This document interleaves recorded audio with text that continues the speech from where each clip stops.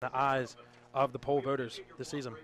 Yeah, absolutely. And, Steve, I know you mentioned it there in the pregame, but this Salisbury team against this stingy run defense from the Dutchman is going to probably look to air it out a little more. And as you said, we've got some really strong receivers here for this Salisbury team that have helped lead the way. Yeah, we got Octavian Wilson coming into the season so far, 21 receptions with 391 yards, just shy of 400. Probably going to hit that today with 3 touchdowns. Was a New Jersey Athletic Conference honorable mention. We also have Hunter Cleaver coming in with 6 receptions, 162 yards, and 2 touchdowns.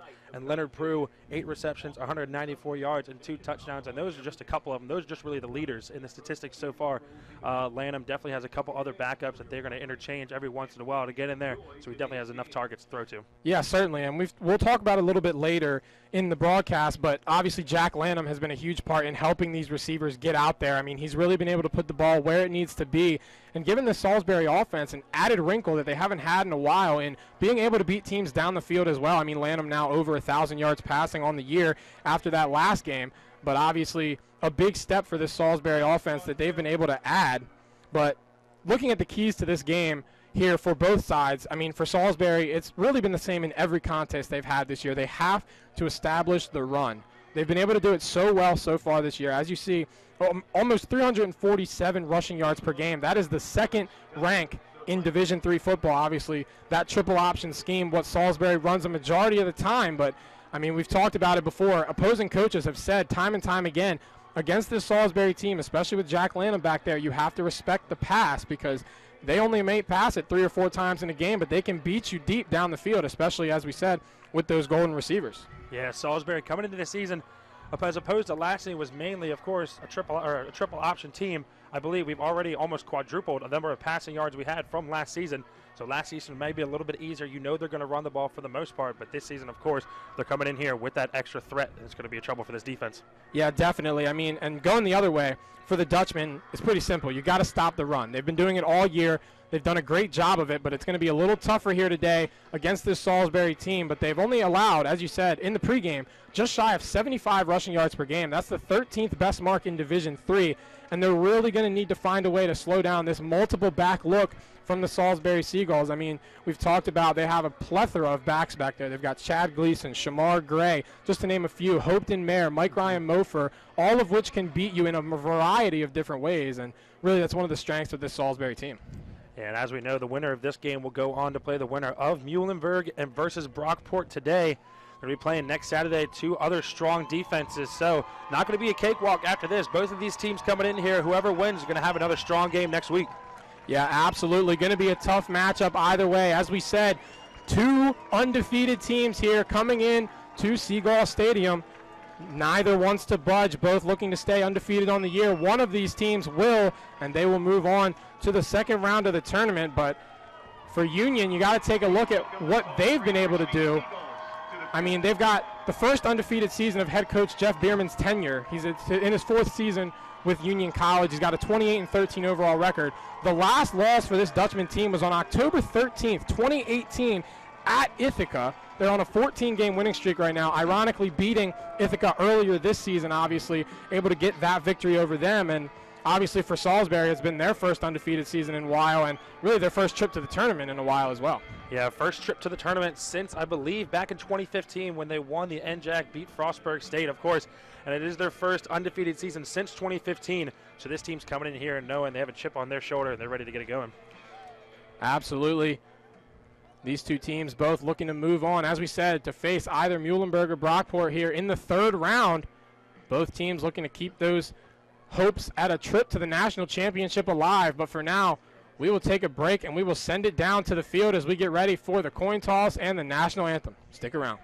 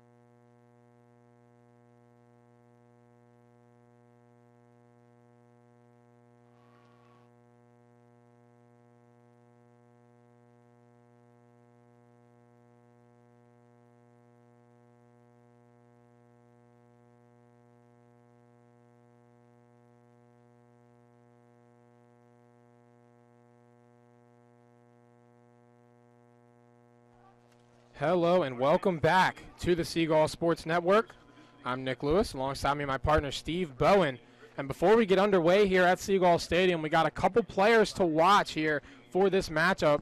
Obviously for Union, it's been a familiar face. It's the sophomore back, Ike Irabor, who has really carried the workload for this Dutchman team. He's got 214 carries, just shy of 1,200 yards, as long as 15 touchdowns. He's averaging around 5 yards a carry on that clip as well. He was named the Liberty League Offensive Player of the Year, obviously. That'll happen when you lead the conference in rushing.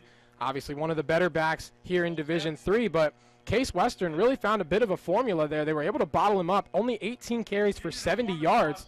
Had a little bit of a struggle, and they really weren't able to get it going. That second half comeback after being down 21-3 had to kind of lean on the pass game. Yeah, as you said, that just under 1,200 yards for him is a big number for him. But on the Salisbury side, we have a name we've talked about a lot so far this season, and honestly a reason to talk about him a lot. The sophomore quarterback, number 16, Jack Lanham, coming into this season was able to reach over 1,000 passing yards last game against SUNY Maritime, coming into the season with 10 touchdowns and 2 total interceptions. And on the rushing side, he's a threat on the ground as well. 93 rushes for just under 700 yards and 11 touchdowns so far this year, and was the NJAC Co-Player of the Year alongside Ruin Peel from Wesley. So Jack Lanham, of course, as we know, is a huge threat on this Salisbury offense. We should expect some big things from him today. Yeah, definitely. About to get underway here. Union won the toss, elected to defer, so Salisbury will be taking the ball to start off this game. Their offense going to look to get down early and get on the board first. In the back, returning for Salisbury, we have number 11, Octavian Wilson, who suffered a slight injury last week as well. It took a big hit right about the goal line. Looked to be, thank God it wasn't a concussion. It was a big hit he took from there. And also in the back, Damian King as well, ready to start it off for the Seagulls. Getting ready to get this contest underway.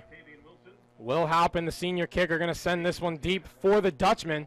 It's going to be Octavian Wilson retreating. Going to come back and field this one. Running up, going to get down past the 25-yard line, and that's where Salisbury will be set up. Looks to be right around that 26-yard mark. Tackled by Christian Mays there on the tackle, doing a nice job. Coming from the near side of the field, able to get across and honestly just clip the leg of Octavian Wilson, but it did enough.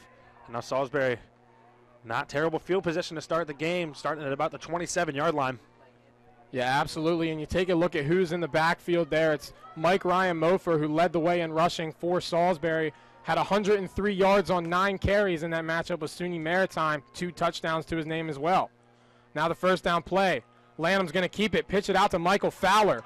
Fowler has a little bit of room, able to get it past, and that'll be a first down, brought down right around the 40-yard line. That Salisbury run game looking to click here early.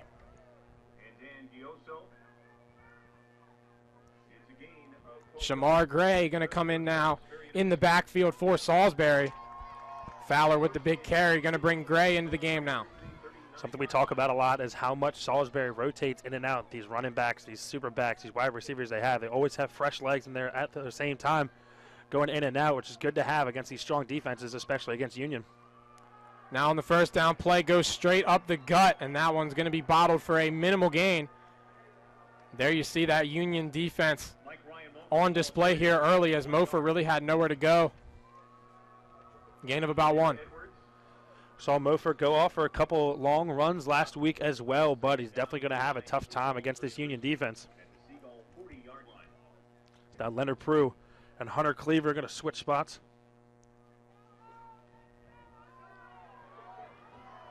We got Shamar Gray and Chad Gleason on the wings for Salisbury.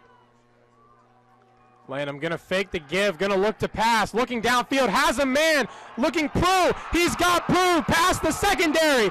Look, Octavian Wilson throws a block, can he get there? He will, it's a touchdown for Salisbury.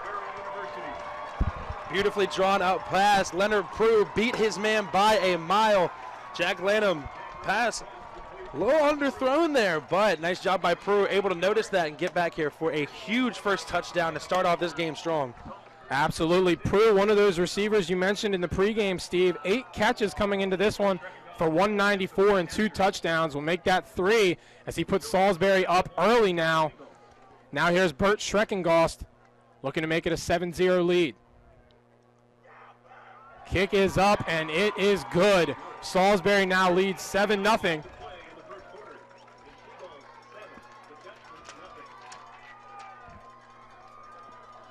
Take another look at this extra point here. Schreckengost able to put it through the uprights. Able to put Salisbury up 7-0 big. Yeah, big start to the day for them. So Salisbury talked a little bit about that passing game getting active, and now able to do it there. One big play put Salisbury on the board early. Lanham leading the way now. So now it'll be the Union offense looking to answer back quickly. So we'll see the Liberty League Offensive Player of the Year, Ike Irabor, in the backfield for Union, as well as the All Liberty League second team selection, junior quarterback Will Bellamy. He's had a pretty solid season himself so far under center. This kick going to die right around the 10-yard line. Could be Kevin Raybacks with the return here.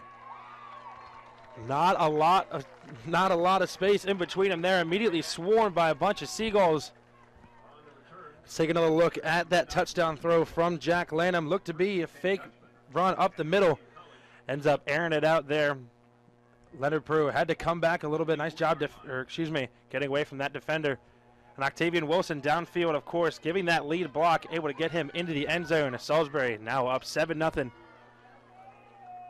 So now here comes the Dutchman offense in the gun look. Bellamy going to drop back to throw on the first play. It's a screen to Irabor. Irabor looking for some room. Brought down by Salisbury. Looks to be a gain of about 4 on the screen pass. A couple Seagulls in there with the tackle. Pat Bernardo alongside Haro Quigova. Two of these senior leaders, inside linebackers for this Seagull defense. A gain of 5 will bring up 2nd down and 5 for the Dutchman. So it'll be 2nd down and 5 now for the Dutchman. Here's Will Bellamy. Gonna fake the snap. Gets it out wide. Able to find his man outside on the quick pass. Trying to catch this Salisbury defense off guard. That one going to be complete to Andre Ross Jr., the sophomore, who was also a All Liberty League first team selection. First and 10 Union College at the Dutchman 34-yard line. Also got Spencer Crystal out there, who was named to the All Liberty League first team. Now on first down, here's Bellamy.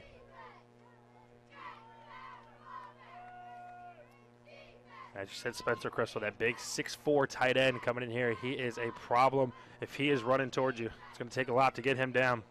This one going to be a draw up the gut to Irabor. Nice gain on the play. Able to chunk out some nice yardage. About 5 yards, and that's what he's been averaging this season, about 5 yards a carry. On 5 yards, will break it open if you need him to. We'll bust it around the outside. But for the most part, as you said, around those 5-yard gains up the middle is what he does best. So now it's 2nd down and 5 for the Dutchman offense.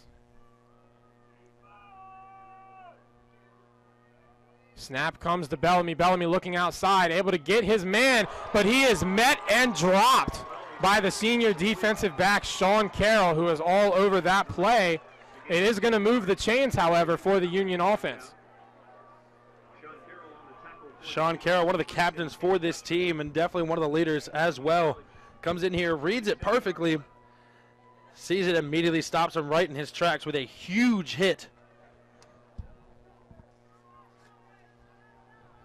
But Union now with 1st and 10. Yeah, set up in the pistol look. Going to be a play action here. Bellamy taking a shot downfield. He's got a man. It's Ross Jr. getting past the secondary. And that's going to be a touchdown right back for the Dutchman. Sean Carroll looked to be covering them down the sideline, but nowhere near him at the same time. Andre Ross using that speed that he has. Everyone knows he has the speed. Able to get by. So now Will Halpin looking to make it 7-7 here with 10:58 left in the first quarter.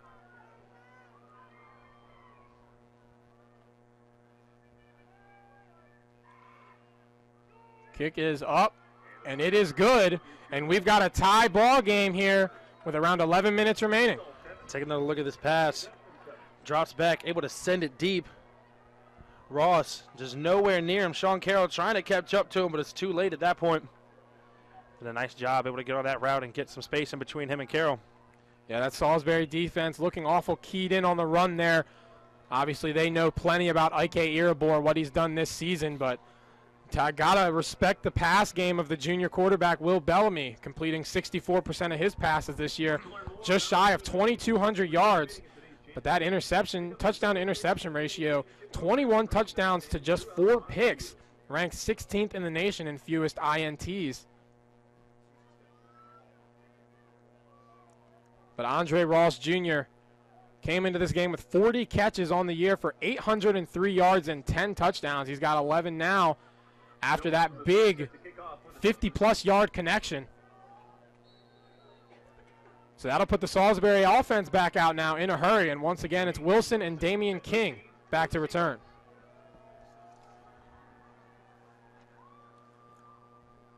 This kick doesn't travel very far, just shy of the 20, and Damian King back to return it. Going to get out past the 30. Looks to be brought down about a yard shy of the 35. Salisbury starting with a little better field position now. As you said, just shy of the 35. Looks to be about the 34-yard line. You're out there right now. We got Octavian Wilson, Hunter Cleaver out wide. Mike Ryan Mofor in the super back position. Obviously, Jack Lanham trotting back out to lead his offense. So far, passing on the day about as good as you can be. 1 of 1 for 60 yards and a touchdown. Going to look to do something similar here, but we'll probably see a healthy dose of this run game first as the first down play. Lanham is going to keep it. Going to be bottled up right around the line of scrimmage. Looks like they're going to give him about 2 yards on that carry. They couldn't really do much there. Ran out of space a little bit to pitch it out. There was already a Union defender there. Just had to take it himself and really nowhere to go. Yeah, maybe one of the downsides of having a pretty prolific season on the ground so far. You've got these higher level defenses that know now to key in on you. Obviously, Lanham maybe not the fastest quarterback, but he's shown the ability to run through some defenders so far this season.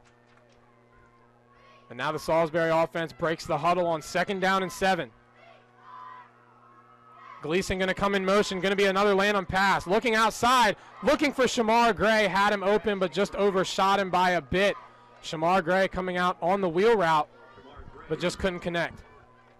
Shamar Gray and Jack Lanham, 2 high school teammates as well, come from Calvert High School out of Prince Frederick, Maryland. Definitely have a little chemistry with each other. They work well with each other. They're able to, they played with each other, of course, for, I believe, about 6 total years now. So it's kind of odd to see Lanham miss his target like that, especially with Gray being it. Leonard Prue, the one with a big 60-yard touchdown catch. Now back in the game, switching spots with Cleaver. It'll be Wilson and Prue out wide. Lanham going to drop back to pass. Rush is coming. He tries to escape it. Gets the pass away. It is knocked down by the Union defense, and a nice play made there on the pass breakup. Take another look at this. Pass. Lanham did a good job getting out of there, but Vanderhoof able to come in and swat that ball away. Good coverage there by the Union defense. Yeah, Joe Vanderhoof, senior defensive back, playing in the safety role that time. But now it's Michael Gillespie out to punt for the Salisbury side, and it's a high snap. Gillespie has to retreat to get it. Going to try to get a punt away. Not a good one. That one's going to take a roll out right around the 45-yard line. And a bad snap is going to put Union in some pretty good position here to try and get some more points.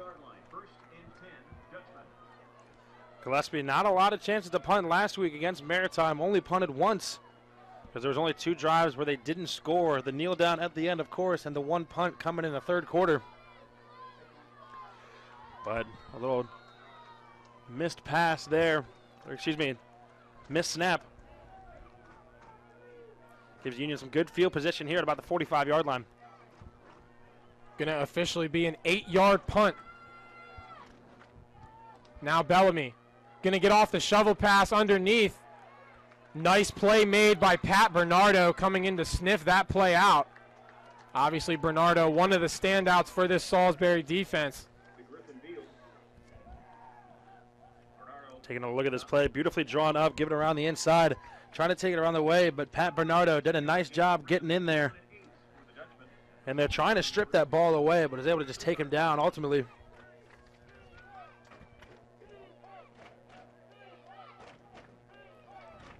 Now 2nd down and 8. Bellamy in the pistol look. Going to fake it to Iribor, looking downfield again. Has a man, but coming in and breaking it up is Jamarcus Brumskin. Brumskin, one of the other defenders in on that last play with that tackle as well. Comes in clutch here. Take another look. Bellamy drops back. Looks like he has the man over the middle, but Brumskin does a great job, able to dive in front and get a hand in there and break up that pass. Is now Union faced with a 3rd and 8. Something that they're not used to seeing so far this season. Yeah, Jamarcus Brumskin named to the All-NJAC 2nd team for his efforts in that regular season. We'll see what the Salisbury defense can come up with here on 3rd down and 8. Will Bellamy going to take the snap from the gun. Looking to find someone. Going to give it underneath to Beal. Coming in with a nice tackle there. Ball comes out at the end of the play. Looks like they're going to say he was down. Josh Adewumi in there to make the tackle. As you said, we are going to be short. They're actually going to back it up and say it was incomplete. Saw the ball come out at the end of that reception. It looked like he was able to get possession of it, but referees didn't see that, and now they're going to send it back. Back for the Seagulls is going to be Chad Gleason and Troy Garrett here on the punt return. It's going to be a fake here. They're trying to find some blocking and track down from behind. A great play made there on special teams. Salisbury able to come up with a big turnover on downs, and who else but the junior linebacker Andrew Rains. Andrew Rains saw that play immediately from the start. Did a nice job coming around the far side. Had to make up some ground. And was able to come in and make that tackle. And now Salisbury gets a little restart here at about the 41-yard line. Yeah, tried to get it in there to the senior linebacker Evan Gilland on the fake punt attempt. Going to put Salisbury right around the Union 41 for this 1st down play. Looking out there, can't quite find Fowler on the connection. A little too high on that one. That'll bring up a 2nd down. Fowler able to get a hand on it, but as you said, Lanham, another overthrow here. It's now Fowler and Gray once again going to switch spots. Seems to be a recurring theme here. Gray normally coming in on 2nd down.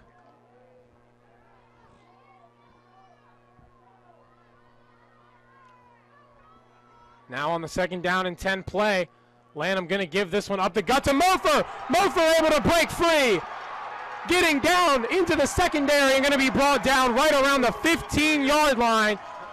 Salisbury now in the red zone. We've said this all season as well. Mike Ryan Mofer and Hopeton Mayer, as we take another look at this play, their main job is just to get a couple yards on those runs up the middle. But, of course, if they find a hole, both of these guys are fast enough. They're going to take it. As you can see, Mofer there able to get it within the 15-yard line. Now Salisbury with a 1st and 10 at the 14. Knocking on the door once again. Going to see Hopeton Mayer come in at that super back spot for the Salisbury offense. Right around 8 minutes remaining. They're going to give it up the gut to Mayer. That one looks to be a gain of about 2 on the carry. See, that play right there is normally what these super backs are made for. They're known for blocking on the triple option or potentially even getting pitched to. But right there, the little 2-3 yard gain is really what you need, just kind of chipping away at the defense. Mike Ryan Mofer, the 2nd leading rusher on this Salisbury team with 58 carries, 526 yards, and 12 touchdowns coming into today's action, averaging around 9 yards a carry. But now on the second down play, this one going to be pitched out to Shamar Gray, who's got blockers in front. He is going to be lit up on the sideline. A nice stop made there on the defensive side by the senior Paul Chambers. Let's take another look at this one. Jack Lanham keeps it himself and able to ship it around the outside. Shamar Gray, that's really what he's known for. As we said earlier, Shamar Gray is this guy they use in the red zone. Because, I mean, he's really good at just getting those quick 5 to 10 yard gains, and they normally use them right within the 10-yard line. Yeah, Gray only with 42 carries on the year, but 8 touchdowns, partially because they do use him heavily in the red zone. Now on 3rd down and 1, this one Lanham going to drop back. Has Gleason going to walk into the end zone, and now Salisbury takes the lead back from the Dutchman. Gleason came around the outside. Looked like it was going to be another triple option as we take another look at this play right here. Gleason's going to go in motion towards the near side of the field. Looking for Fowler over there, but a nice little screen to Gleason. Is able to walk right into the end zone. Salisbury now looking to be up 14-7 here with just under 7 minutes left to play in the first quarter. Schreckengost for the extra point attempt. It is up, and it is good. So now with 6:53 remaining in quarter number 1, Salisbury leads Union College 14-7 in this battle of undefeated squads. Coming into this game, we kind of expected it to be a defensive battle between these two strong defenses, but it looks like so far in this first quarter might be an offensive battle, maybe a high-scoring game. Yeah, I mean, you already see, we've seen it on display here early today. Lanham already thrown 5 times today, 2 touchdowns, both coming through the air. Definitely a different look from what we've seen a lot of the time with this Salisbury offense.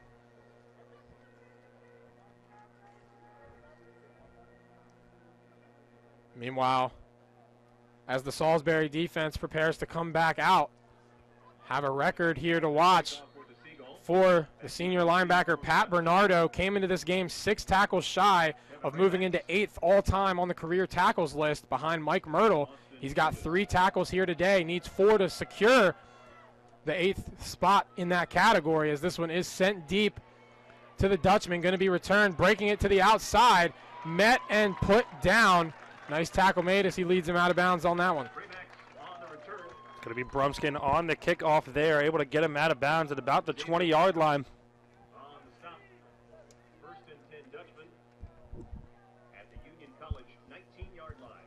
So the Dutchmen going to start at their own 19 here, as they come back out here on the offensive side. Not much from Erebor so far, just 1 carry for 5 yards. Also has 1 catch for 4, but Bellamy 5 of 7 for 73 and a touchdown.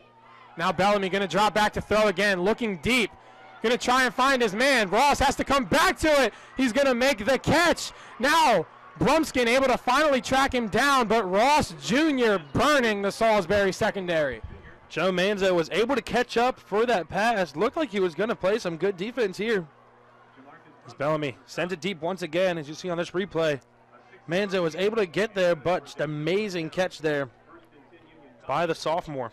They're going to go tempo here as Bellamy going to drop back to throw once again, looking over the middle. And there you see a touchdown walking in for Union College. Nice find there on the reception to Spencer Crystal, Liberty League all-first team. He's all just, the Salisbury defender couldn't quite get a hand on that one. Robert Jadick on that one that couldn't quite defend Crystal. And now Union College looking to tie this one up with 6:21 in the first quarter. Extra point is up, and it is good. We've got a tie ball game. Something that the Union offense does really well is right here, that little tight end seam right over the middle. Jadick unable to cover it. Something else that this Union offense does well is their time of possession. As you can see right there, scoring in just under 30 seconds, able to get down the field with that tempo offense, as you said, right before they scored. So far for the Dutchmen, 5 first downs on the day, all 5 coming through the air. 0 of 1 on 3rd down, 0 of 1 on 4th down, obviously with the fake punt, but currently averaging about 15 yards a play, 154 yards through the air here in the first quarter. And obviously this is a attack that Salisbury has to try and find some answers against.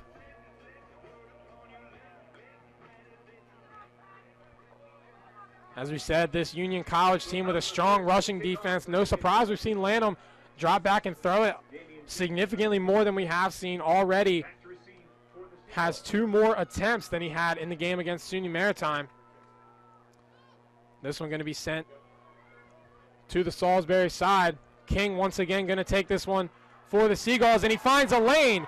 Going to be brought down just shy of the 50. A nice return there is going to give Salisbury a good field position. Vincenzo DeCaterino there on the tackle, but not before King gives some good field position here for the Seagulls, as they're going to start off at their own 48-yard line.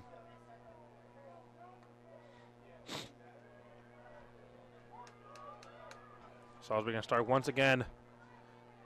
Mike Ryan Mofer in this super back position with Gleason and Fowler on the slots. First down play going to be given up to Mike Ryan Mofer. Mofer trying to follow his blocker is going to be bounced outside, knocked out for about a 3-yard gain. Mofer did a nice job there. Looked like he was going to be stopped at about the 50-yard line, but was able to cut it around the outside and get a couple more yards there. Now under 6 minutes to play here in the first quarter. Obviously a quarter full of fireworks through the air for both offenses, as Salisbury now trying to get and take back this lead. It'll be 2nd down and 7. Got Octavian Wilson and Hunter Cleaver both to the near side. Lanham going to get the pitch out to Shamar Gray. Gray able to break it outside. Going to be knocked out a couple yards shy of the 40. Depend on the spot, and they'll give him the first. Taking a look at this play, Gray going to go in motion around the outside. All he needs is just a couple yards. Does a nice job, able to get the ones that he needs. He's going to hop out of bounds there for the first down. Able to get the 7 his side needed on that carry, and now it's a first down for the Seagulls. Lanham under center. Going to give it up the middle once again to Mike Ryan Mofer. Mofer trying to make some moves, able to spin out of another tackle, brought down past the 30, and that's another first down, moving the chains for Salisbury.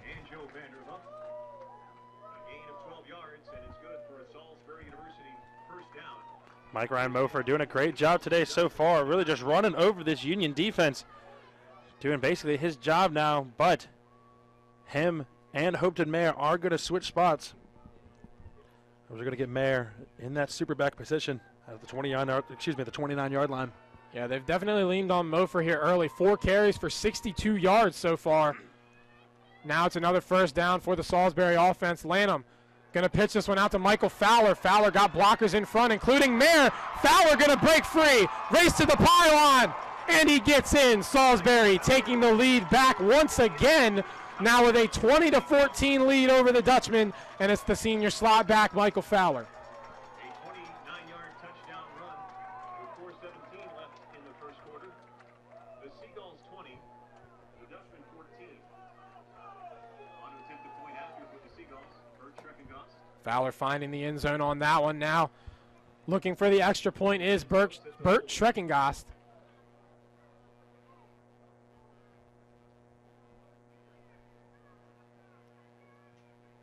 This one is up, and it is good. Now with 4:17 left in the first quarter, Salisbury takes that lead back from the Dutchman, leading 21-14. But now the Salisbury defense is going to look for answers. As you take another look at this play, Michael Fowler bumping around the outside. Looked like he was going to be taken down again, but some elusive footwork there from Fowler. As we have it right here, we'll take a look. Fowler's going to go in motion. Landon does a nice job waiting until the last possible second. Pitches out to Fowler. Some big blocks there by Hopeton Mayer and Octavian Wilson. Wilson, of course, coming back on that big block, is able to get in the corner of the end zone. Now Salisbury up 21-14 with just over 4 minutes left here in the first quarter of play.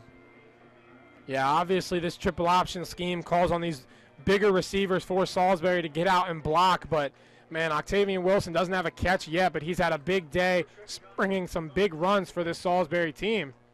Really able to get downfield and hold some blocks. Because now this kickoff is going to be sent. They're returned by Kevin Raybacks, the freshman, and he's going to break through. Has a lane, only Bert Schreckengast to beat. Schreckengast, though, able to get in front of him and slow him down. Going to be brought down just shy of the 35. Taking a look at that return, just a wide open hole, completely untouched here until about the 45-yard line, and Schreckengast able to just slow him down. Salisbury is once again able to take him down, but not before he reaches the 38 in Salisbury territory. So here's a big possession here for the Salisbury defense. Obviously already with Union in enemy territory.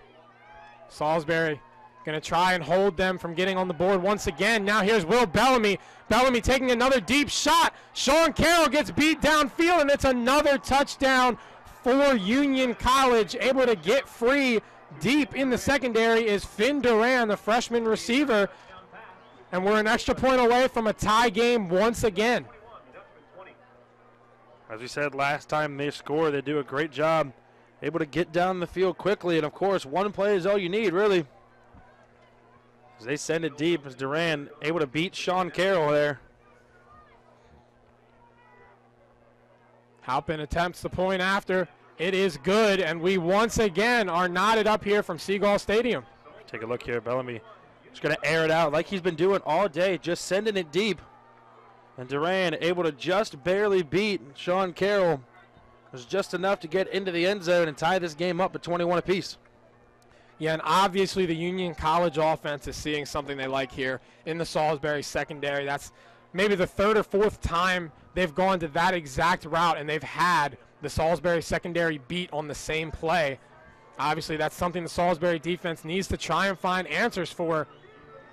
We haven't even gotten to the end of the first quarter yet. We've got a 21-21 game.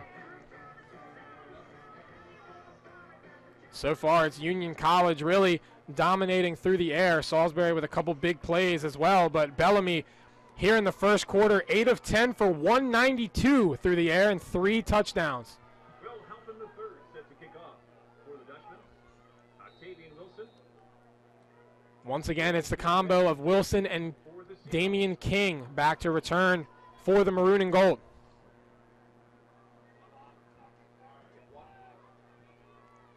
This one's going to go to Wilson. Wilson going to try and run this one out, looking to cut it back the other way, and he's got some room. Has a man to beat, trying to power through, and he's going to be brought down, or hit out of bounds, excuse me, just past the 40-yard line. Big return there, cutting back for Octavian Wilson. Yeah, Paul Chambers able to come in there with the stop. Looked like he was going to be able to strip the ball, but Wilson did a nice job being able to get out of bounds before he could do that. Big play there is going to give Salisbury yet again favorable field position, and really we've yet to see either side in too perilous a field position, whether it's big plays or big plays on special teams. And now to be first down from the Salisbury 42. Lanham going to give it up to Mofer once again. Mofer going to be met and dropped just past the 45.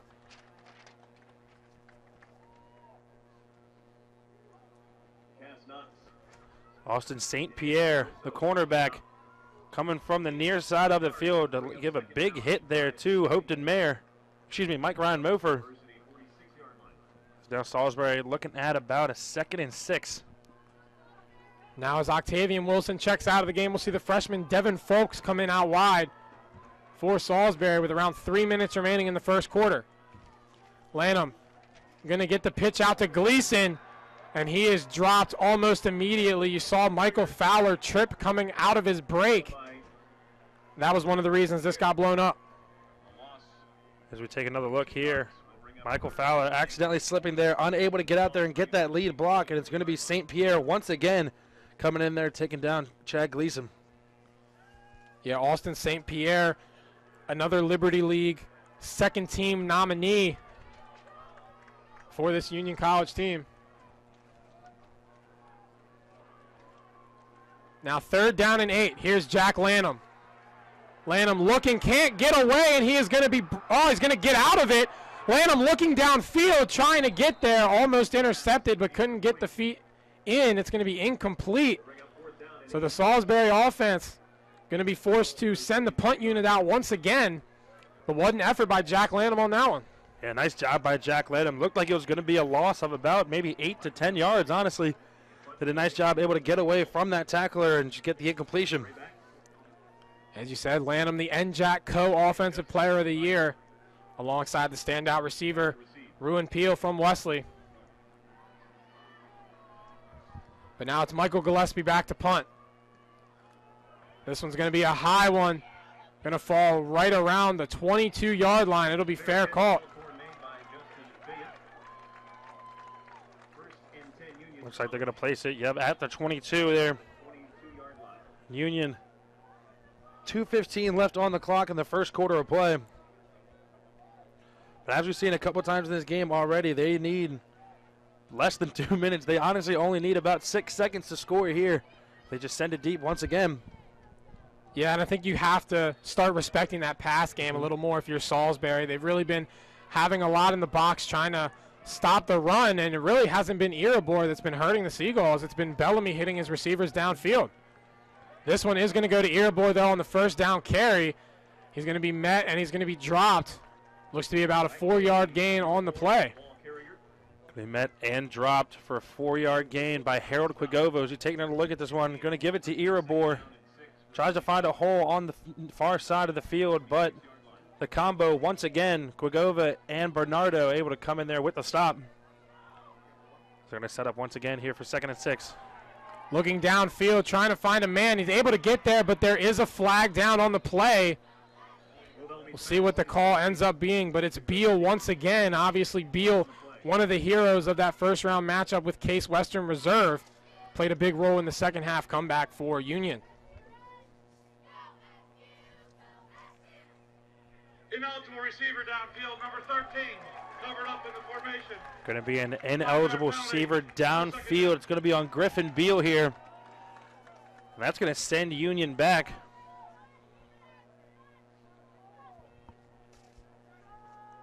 Now they're going to be looking here, 2nd and 11. 2nd down and 11 for the Dutchman. Yeah, Beal able to get free, but turns out covered up in the formation, so now with 90 seconds remaining in quarter number 1, it's going to back the Union offense up. Here's Bellamy. Looking out to Beal. It's going to be batted right out of the hand, and what a big play made there by the Salisbury defense. Once again, it's Andrew Raines. Take another look at this one. Andrew Raines, untouched coming in. Does a nice job, able to jump up and swat that ball out of the air. Now Union looking at a 3rd and long here, 3rd and 11 here.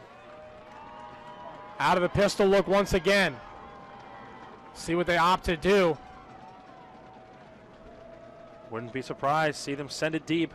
You've got Andre Ross Jr., Finn Duran, and Griffin Beal out wide.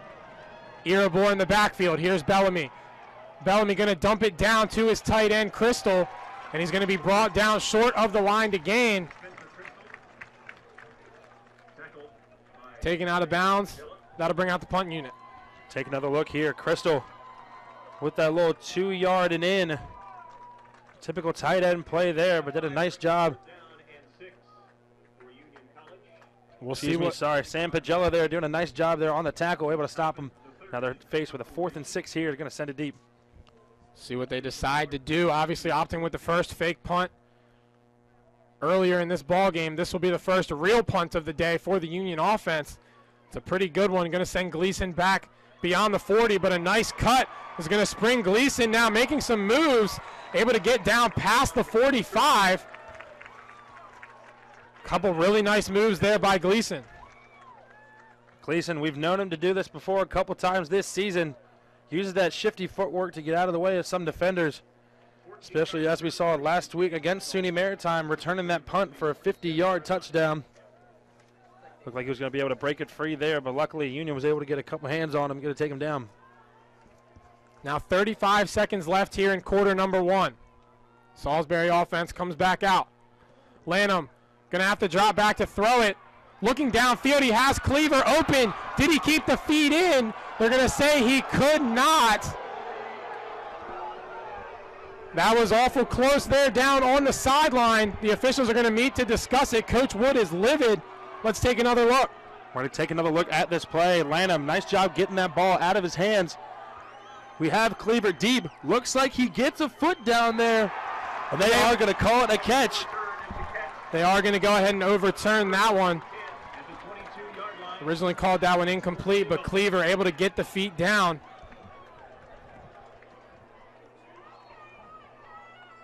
Clock going to roll here now, under 30 seconds remaining in quarter number 1. Cleaver doing a nice job getting at least 1 foot down. Looked like he might have been able to get 2, but of course we know the college rule is only 1. Looks like it looks to be what saved him there. Now 10 seconds left, but 7 on the play clock, so we'll see one more play here. Lanham just going to give this one up the gut to Mofer. Mofer looks to pick up a few yards on the carry. Gain of about 4, and that will do it here for the first quarter here. A quarter filled with fireworks for both offenses. We're knotted up at 21-21 here from Seagull Stadium, and we'll take a break here from the Seagull Sports Network. We'll be back right after this. Diving in college taught me to strive and be the best athlete I can be, but also the best student I can be. My coaches always made sure that the student comes first, because not everyone's going to become a professional athlete. So they make sure that we will do great in academics. I knew that would only open the door to my future, and I'm really excited to start my dream program for physical therapy. And we are back here from the Seagull Sports Network after that very exciting first quarter between these two unbeaten teams. And now it's Salisbury knocking on the door once again, 18 yards from taking this lead back. Now as we enter quarter number 2. So that last play right before the break. Excuse me, the second to last play right before the break there. The big pass coming from Jack Lanham and Hunter Cleaver. Able to little toe step in there on the sideline. Little confusion there on the field, but we are back and ready to go. Lanham under center. 2nd down and 6. Lanham going to fake the give, get this one out to Shamar Gray. Gray makes a nice cut, looking for room. Going to be brought down just shy of the 15, gain of maybe 1. Gray's 3rd carry of the day. Has about 15 yards so far. Going to grab 3 yards on that carry. It'll be a 3rd down and 4 now. So we'll see Hunter Cleaver check into the game. Cleaver and Octavian Wilson on the far side there, lined up with each other. Looks like we have Fowler and Gleason there with the slots. Lanham trying to drop back to pass, but he's met with pressure immediately, able to get away from it. Now looking into the end zone, can't get the pass away, going to fall well short of his intended target. Lanham trying to make something happen there, but looked like he might have had some room to run with that one. Yeah, it looked like he had a lot of room in front of him if I were him. I mean, we've seen Jack Lanham do it a lot so far this season. He's able to take the ball and run and take it with him. He's able to take it with him. Now on 4th down and 4, the Salisbury offense is going to go here, 14-11 in the second quarter. Got Cleaver out to the top. Wilson in that slot look. Mofer in the backfield. Shamar Gray and Michael Fowler. 4th down and 4. Lanham going to get the pitch out to Shamar Gray. Blocking in front. Gray is going to move the chains for Salisbury. It's going to be a 1st down and goal now for the Seagulls. And how about the play call there on the 4th down? Let's take another look. We've said it before. We're going to say it the entire game. Shamar Gray is the guy they use in the red zone. That elusive footwork that he has, able to bounce around some defenders, as you can see right there. And honestly, it's kind of tough to take this guy down. And a nice job, able to get the 1st down. And now Salisbury with a 1st and goal at the 8-yard line.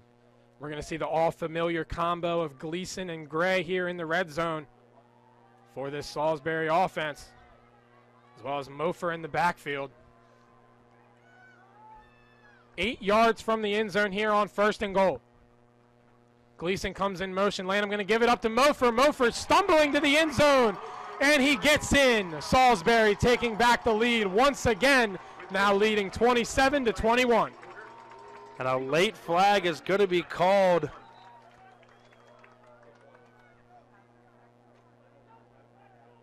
on Owen Boylard.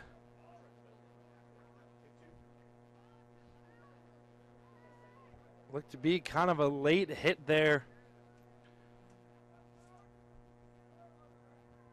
You saw DeCaterino hit the ground. But it looks like it was, up here, looked like it was just an accidental hit.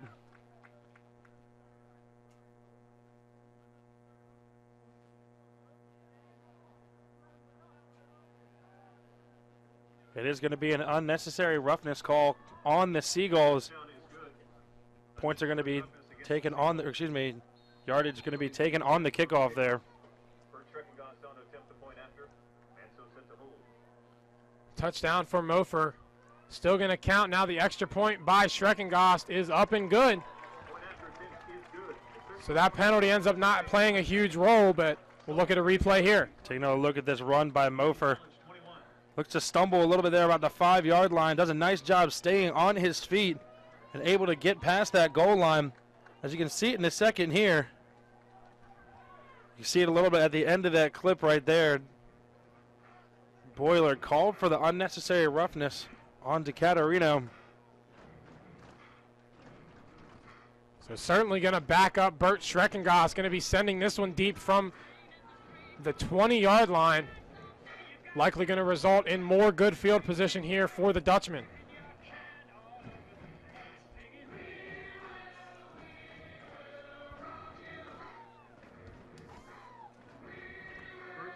Back to return here is Kevin Raybacks, the freshman, as well as Mark Zazaro, the junior for Union College. Schreckengost going to be looking to put a little extra behind this one now after that penalty. And Mark Zazaro set to return the kick. Schreckengost looking to send it deep here. The low kick, able to send it all the way back to about the 18-yard line.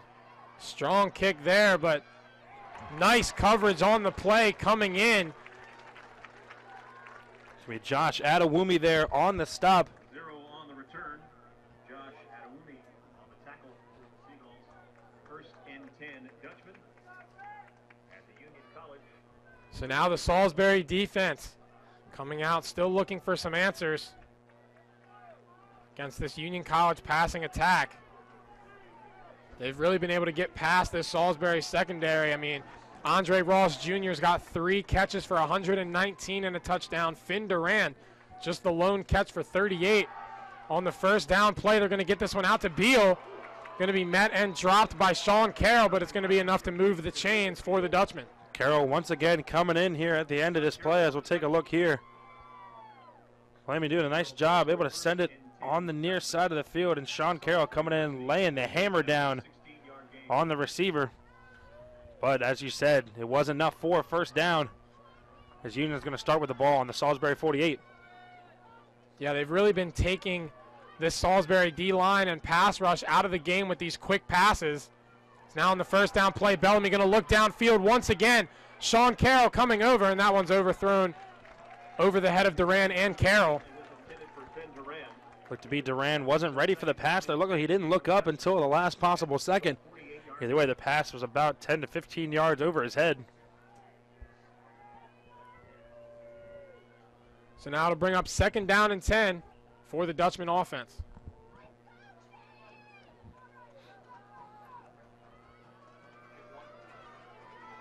See what they decide to do. Second and 10 here for Union. Got Joe Ferreira in the backfield. Bellamy gets the screen away. Ferreira somehow able to make the catch, but it's blown up on the play by Pat Bernardo, and that one started again with Andrew Raines. Andrew Raines once again doing a great job on the rush, able to jump up and tip that pass. Bernardo was paying attention. He looked like he could have been able to intercept it, but nice job either way, able to complete the play for a huge loss. And now Union Looking at a 3rd and 14 here on their own 48-yard line.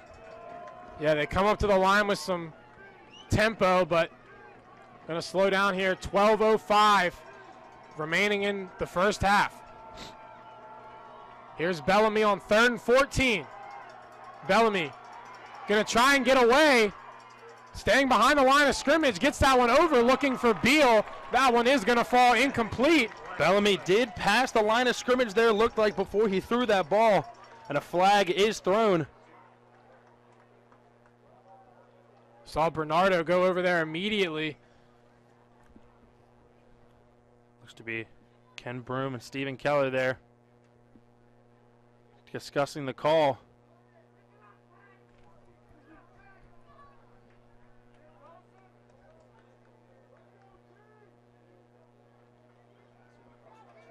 That is exactly what it's going to be, Steve. You're right.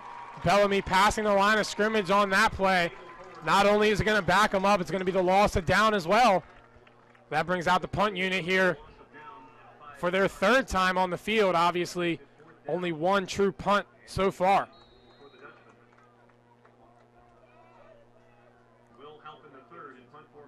Will Halpin the third getting ready to send this one.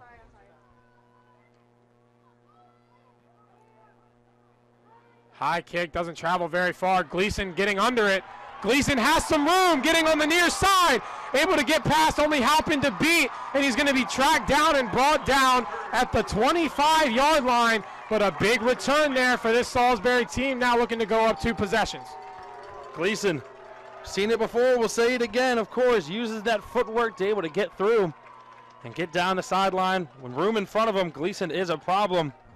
We'll give it to you, though. Nice job by Halpin, able to at least get a hand on him to take him down. But Salisbury, once again, with amazing field position to start this drive. Yeah, Gleason named to the All-NJAC first team as a returner for a reason. Really able to find a lot of success there on that one. Now 1st down and 10 from the Union 20-yard line. Jack Lanham under center. Lanham going to give that one up to Mike Ryan Mofer, but he is met right when he takes the handoff, essentially. That's a nice play there by Vincent DiCaterino to blow that one up. Now Salisbury brings up 2nd and 2 here for the Seagulls. Clock still running here. We're just about 11 minutes left here in the first half of play. Salisbury 28, Union 21. Yeah, we've seen the scoring slow down a little bit here as these 2 defenses get their feet wet against the opponent. And now Salisbury looking to get this 2-possession lead. Give goes up to Mike Ryan Mofer once again. It looks to get back near the original line of scrimmage, but not much else. It's going to bring up a 3rd down and 10 from the 20.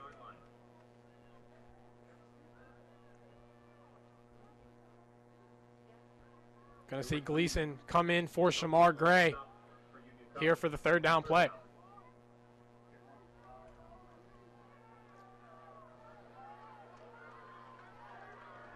To be Octavian Wilson and Leonard Prue on the near side with Gleason and Fowler there in the slot. Lanham now under center. Looked like they had some early movement from Union. The flag does come in. Michael Fowler, though, going to get through, and he'll find the end zone. Looks like the flag won't matter, assuming it's going to be on the offsides call. Looked like they did catch one of the Dutchmen. We'll see what the call is. That's exactly what it will be. That will obviously be declined by Salisbury as they'll jump out ahead now 34-21. Move it up to 35-21 pending the extra point.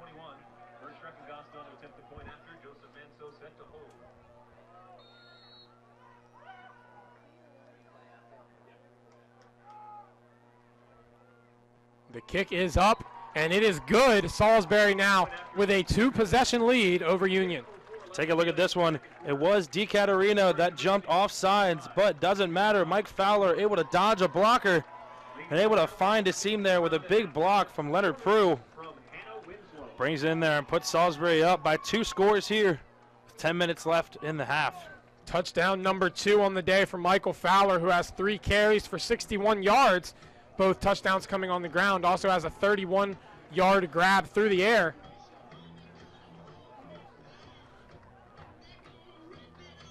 So for Salisbury, that's exactly what the doctor ordered against this Union offense that has really been clicking on all cylinders here in the first quarter. But for the Dutchmen, not a lot of time to try and find some answers. Yeah, that last drive there for the Dutchmen kind of threw them off a little bit offensively and defensively wise there. As you can see, jumping off sides, a couple penalties for them. Salisbury was able to take advantage of it, and now they're up by 2 scores.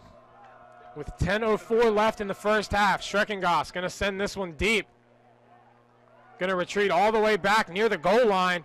Still going to try and bring this one out. He is met and dropped at the 15-yard line. A real hit laid down there on the play. Hit coming in from the freshman linebacker, John McGuire, absolutely laying the hammer down on Cesaro. Coming in and stopping him at the 15-yard line, but of course that play can't start without the boot from Bert Schreckengost. Something he does well is able to use that leg and get it under the wind, get the ball under the wind so the ball can go farther. Looked like that kick was retrieved at about the 3-yard line. So now here is the Union College offense coming back out once again with the pistol look. Going to fake this one to Iribor. Pat Bernardo coming up the middle, going to hit Bellamy. That one is going to fall incomplete.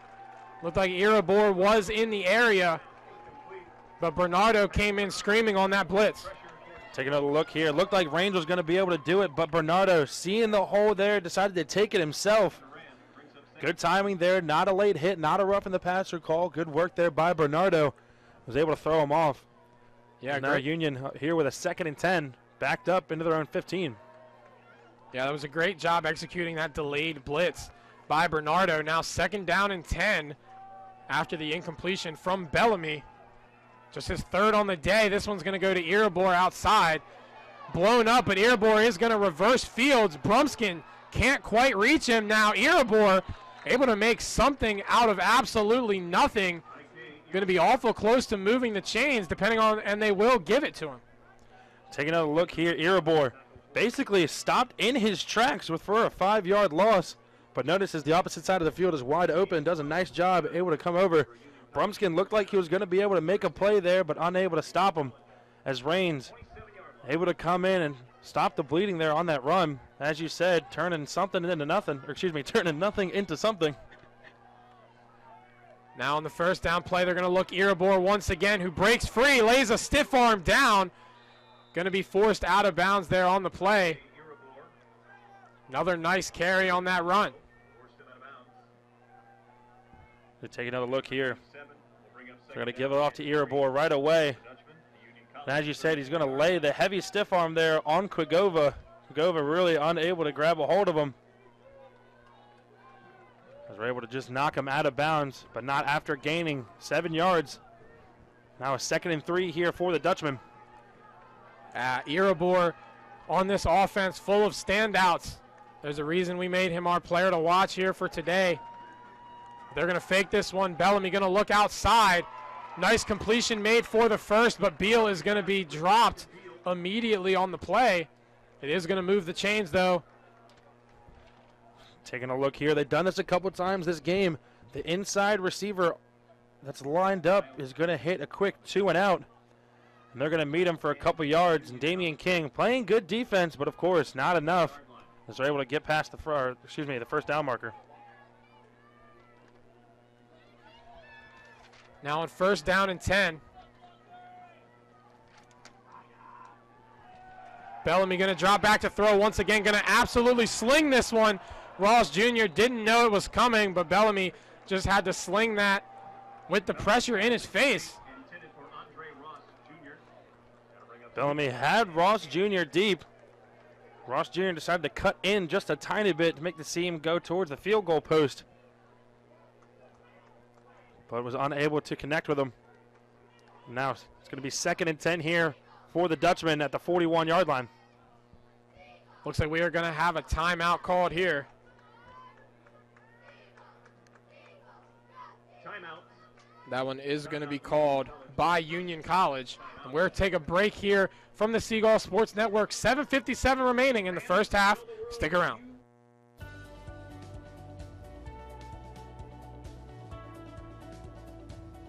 I just wanted to get good grades and to do well. But it also made me realize that I have a lot of career goals. You're there to get a full college experience, not only participate in your sport, but participate in things outside of that. And it's all about growing as a person. My coaches have helped me with figuring out who I really am. Their lives are dedicated for us to succeed.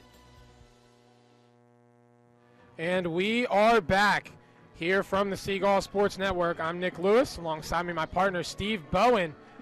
This Salisbury defense now facing 2nd down and 10 against the Union College offense. Getting a little bit out of trouble there, as you saw Ross Jr. able to get past Sean Carroll again. But luckily Bellamy and Ross Jr., luckily for Salisbury anyway, just a little bit off on the connection. Like I said, really all goes back to that last drive. Couple penalties for Union, kind of threw them off a little bit offensively and defensively. Looks like Bellamy really isn't on the same page as his receivers as he was in the first quarter. Interesting set here with Crystal in the backfield. They're going to give it up to Irabor up the middle. Going to be met and dropped for a gain of 1. That'll bring up a important 3rd down and 9 here for this Dutchman offense. 3rd down and 9. Salisbury makes 5 substitutions here on defense. Getting some fresh bodies in there. Something to watch here at the bottom of your screen. Sean Carroll and Andre Ross Jr. Carroll has really had his hands full here today. We'll see where Bellamy decides to go. Need 9 yards to move the chains here.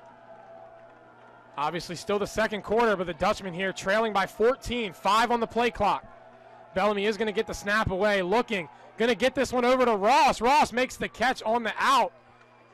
That will move the chains there for the Dutchman offense. Taking a look at this one, we've seen this before from Ross as well. He's going to send it right to the sideline. That's all he really needs. He's going to take 2 steps and step out. And as you said earlier, a little quick offense here for the Union Dutchman. Yeah, trying to catch Salisbury napping. Going to go with the opposite side screen to Irabor, but what a tackle made in the open field. And who else but Jamarcus Brumskin coming down to make that tackle. Taking a look at this one as well. Brumskin, a name we've said a lot so far this game. Tries to give it to Irabor. Does a nice job blowing up that play for a loss of about 1 yard. They're going to take Irabor out of the game for now. Yeah, they've really been relying on the arm of Bellamy. So we're going to see Ferreira check in the backfield. Bellamy going to fake that give now. Gets the pass away, gets hit as he throws. Right there, Sean Carroll's going to pick it. No receiver in the area. Carroll making a move. Going to be brought down a couple yards shy of the 35, and that's just what the doctor ordered for the Salisbury defense. Bellamy gets absolutely destroyed here by looks to be Harold Quigova coming in, laying the hammer down on him. Just kind of has to throw it up there. Nowhere near any receivers. Ross was kind of close to it, but Sean Carroll was in the right place at the right time. And now Salisbury with good field position with a lot of time left on the clock here at their own 33-yard line. Talked about it just moments ago. Carroll has had his hands full with Ross Jr. in this matchup. Well, Carroll gets his revenge on that turnover, and now Salisbury looking to add to the 14-point lead. Lanham going to give this one up the gut to Mofer. Gain of about 3 on the carry. That's where they'll spot him. Now under 6 minutes to play here in half number 1. That is Bellamy's 5th interception on the year. Obviously, this Union team hasn't turned the ball over very much this season. Jamar Gray now in the other slot position with Gleason. You have Hunter Cleaver on the top of your screen, Octavian Wilson down at the bottom, and of course we have Mike Ryan Mofer behind Lanham. Going to fake the pitch out there, get the screen over to Octavian Wilson. Wilson going to be brought down for a gain of 2. That'll bring up a 3rd down and 5 now. with around 5 minutes remaining in the first half. Octavian Wilson kind of taking his time standing up there after the play. Looks like they will take him out for a play or two to make sure he's okay, and that brings in Devin Folks.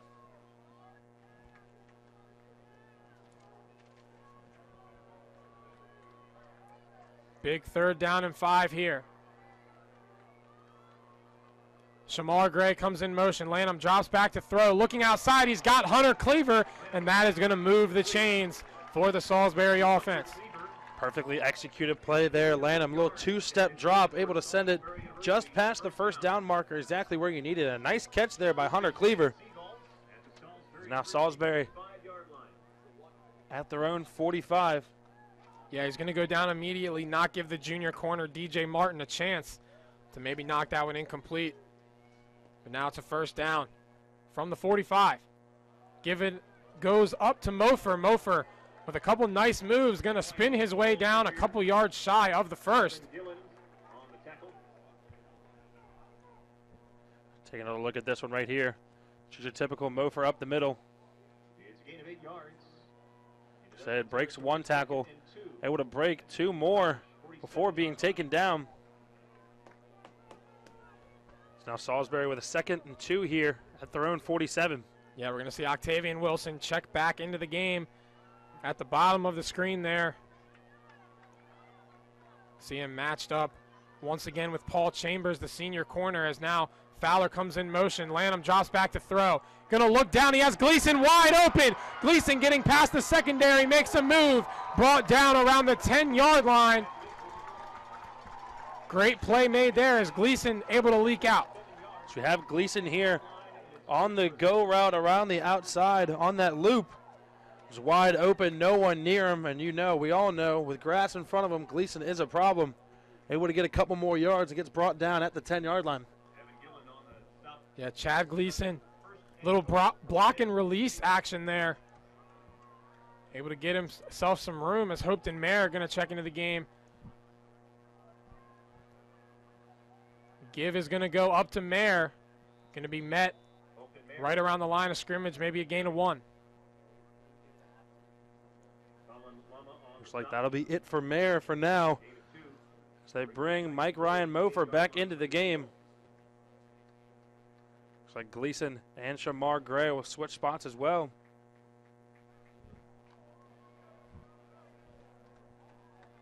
See what the Salisbury offense opts to do here. 2:25 remaining in the first half. 2nd down and 8. Ball comes out. Looks like some miscommunication there on the handoff, but Lanham able to get there and jump on it. So we take another look at this replay right here. Looked like Lanham was going to try to hand it off to Mofer up the middle, but a little miscommunication there. Popped out of Lanham's hands, but nice job being quick. Able to get there on top of the ball. Yeah, it looked like Lanham might have tried to pull that one back a little too late on that option. Shamar Gray and Chad Gleason there in the slots. Clock winding down here, under 2 minutes left in the half. 3rd down and 8. Lanham going to fake the pitch, going to keep it himself. Gets the pitch the other way to Gray. Gray getting to the pylon, and he is in. Salisbury now with a commanding 41-21 lead here with 1:34 remaining in the first half. We said it before, Gray is the guy they go to when they're within the 20-yard line. As he does a nice job there, able to bounce around the outside and get to the corner of the end zone. There's Gray's first touchdown of the day. His 9th on the year. Now Schreckengost going to attempt the extra point. Point after is up and good. That'll give it a 42-21 lead. They're taking another look at this play. Gleason is going to go in motion to kind of fake the defense. Think it's going to go to the left side. But the pitch from Jack Lanham, giving it to Shamar Gray, untouched into the end zone, able to get past the pylon. Now Salisbury up big, up 21 now against the Union Dutchman, with just over a minute and a half left here in the first half of play here at Seagull Stadium. Yeah, this Salisbury offense clicking in a really similar way we saw against Maritime. This offense really not slowing down at all in this first half, but the Dutchman really gave them some troubles on the defensive end early in this first half. really in the first quarter. This Salisbury defense has come back and answered, and really it's been in large part due to the pass rush finally getting involved. I mean, mainly with that pick we saw from Sean Carroll, that started up front with the pressure getting to Bellamy. Yeah, and Andrew Raines, a name we've said a lot so far. 2 deflections already. Almost had a third one, but just barely missed it. He definitely plays a key role in this pass rush defense. This one going to be fielded just shy of the 10, going to be brought out. Gets past the 20. Going to be down right around the 23-yard line with just under 90 seconds remaining in this first half.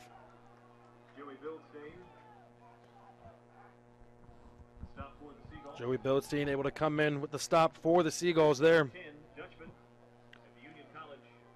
As Union has a 1st and 10 at their own 23-yard line. See what they opt to do here. Time ticking in the first half. This offense looking better than it did in the first half against Case Western, but still find themselves in a hole now. 1st and 10.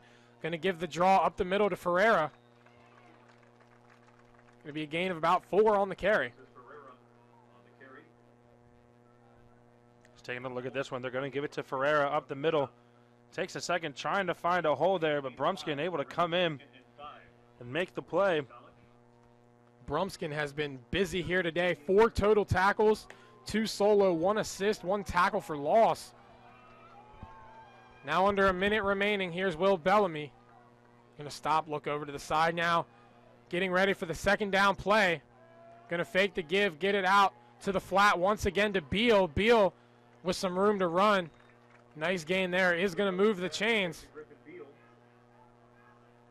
They're going to go that tempo offense once again, but not after this play. Take another look here. Good screen on the outside. Nice job by Sean Carroll coming in, making that play.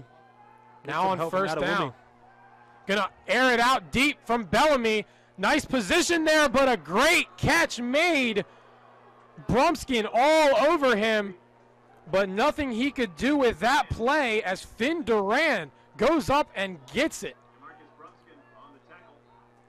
Finn Duran, the 6-foot freshman, able to come up over top of. We're taking another look at this play. Bellamy just sending it deep once again. They've been doing it all game.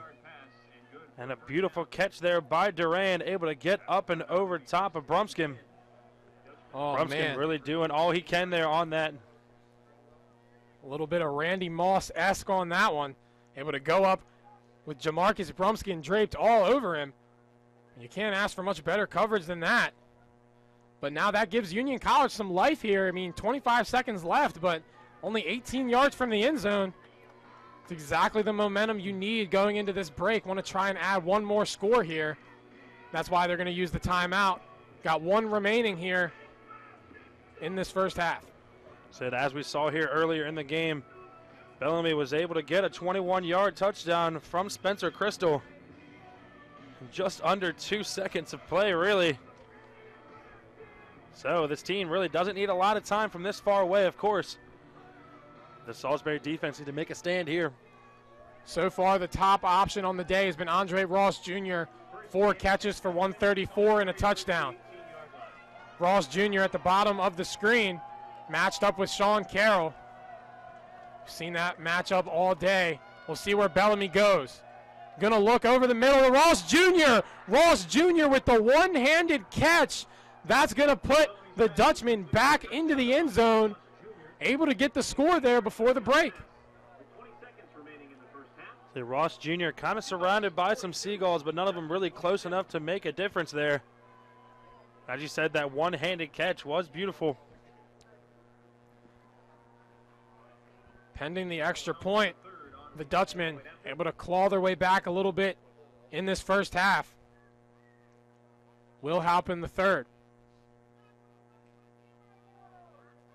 Kick is up, and it is good. Flag is going to be thrown on the play, though.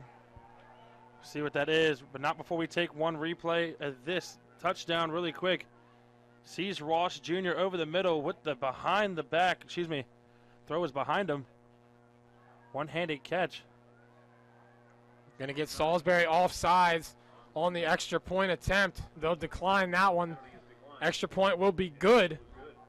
20 seconds left to play, second quarter. So now it's once again a 14-point deficit for the Dutchmen. Really back and forth here in the first half, and for Bellamy, already a better day through the air than he had last week against Case Western. So far, 17 of 24 for 302. 4 touchdowns and a pick here in this first half of action at Seagull Stadium. Meanwhile, under center for the other side, Jack Lanham is 6 of 11 for 142 and 2 touchdowns through the air. We've seen both of these teams really rely on that passing game here. Obviously, both of these teams pretty staunch in the run defense category. Salisbury's run defense has held up pretty well against the strong running offense from Union. Salisbury able to break away a couple times, but not too much so far. There, King going to muff the return a little bit. They're going to go ahead and stop that. He's going to call a fair catch at about the 18-yard line, end up muffing the punt, but they will stop the play at the 17. So with 20 seconds left here, likely going to see the final plays of this first half.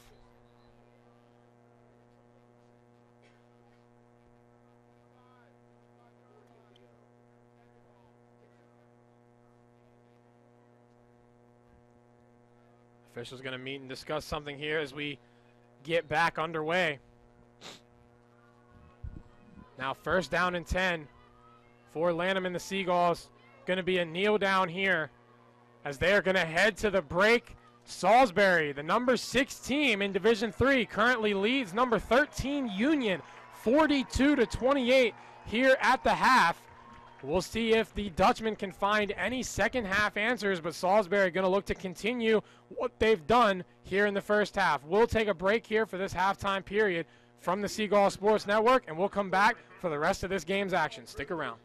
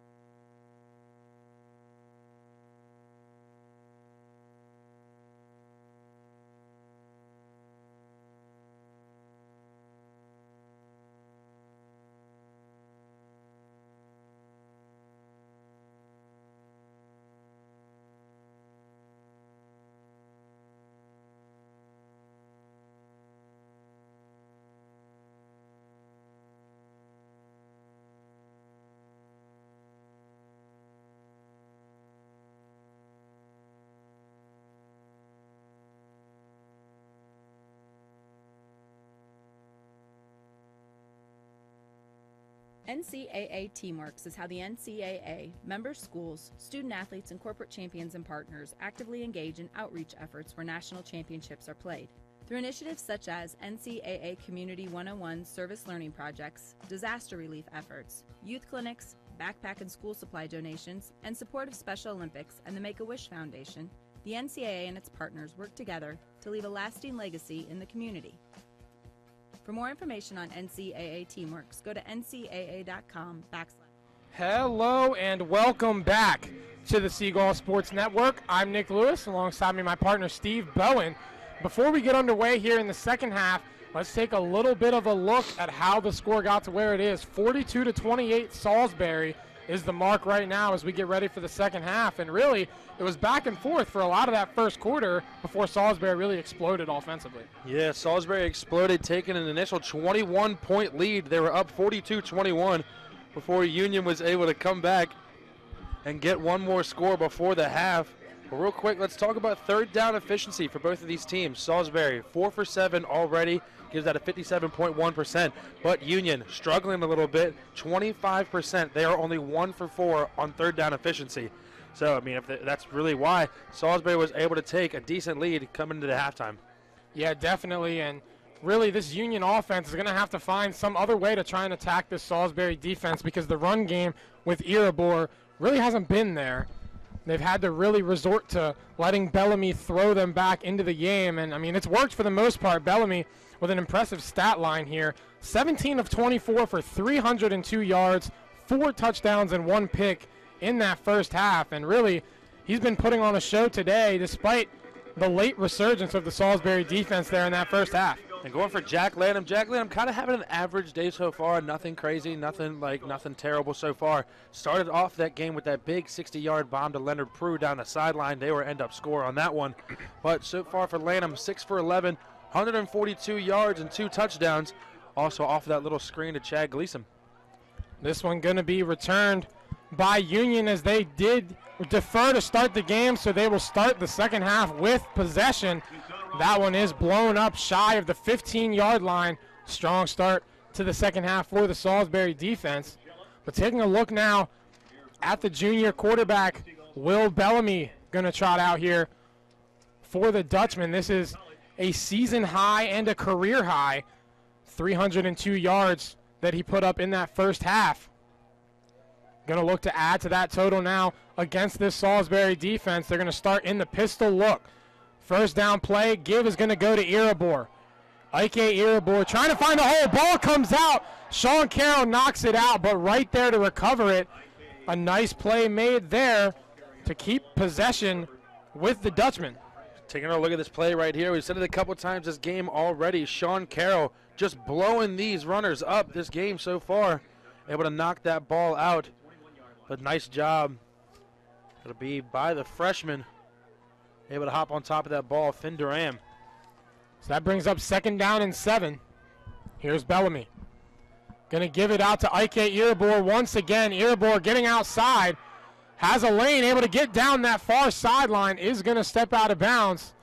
But a nice, energizing run there that's going to move the chains and then some for this Union College offense.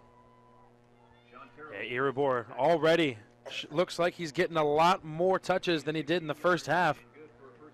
Did a nice job able to break that one free for a first down.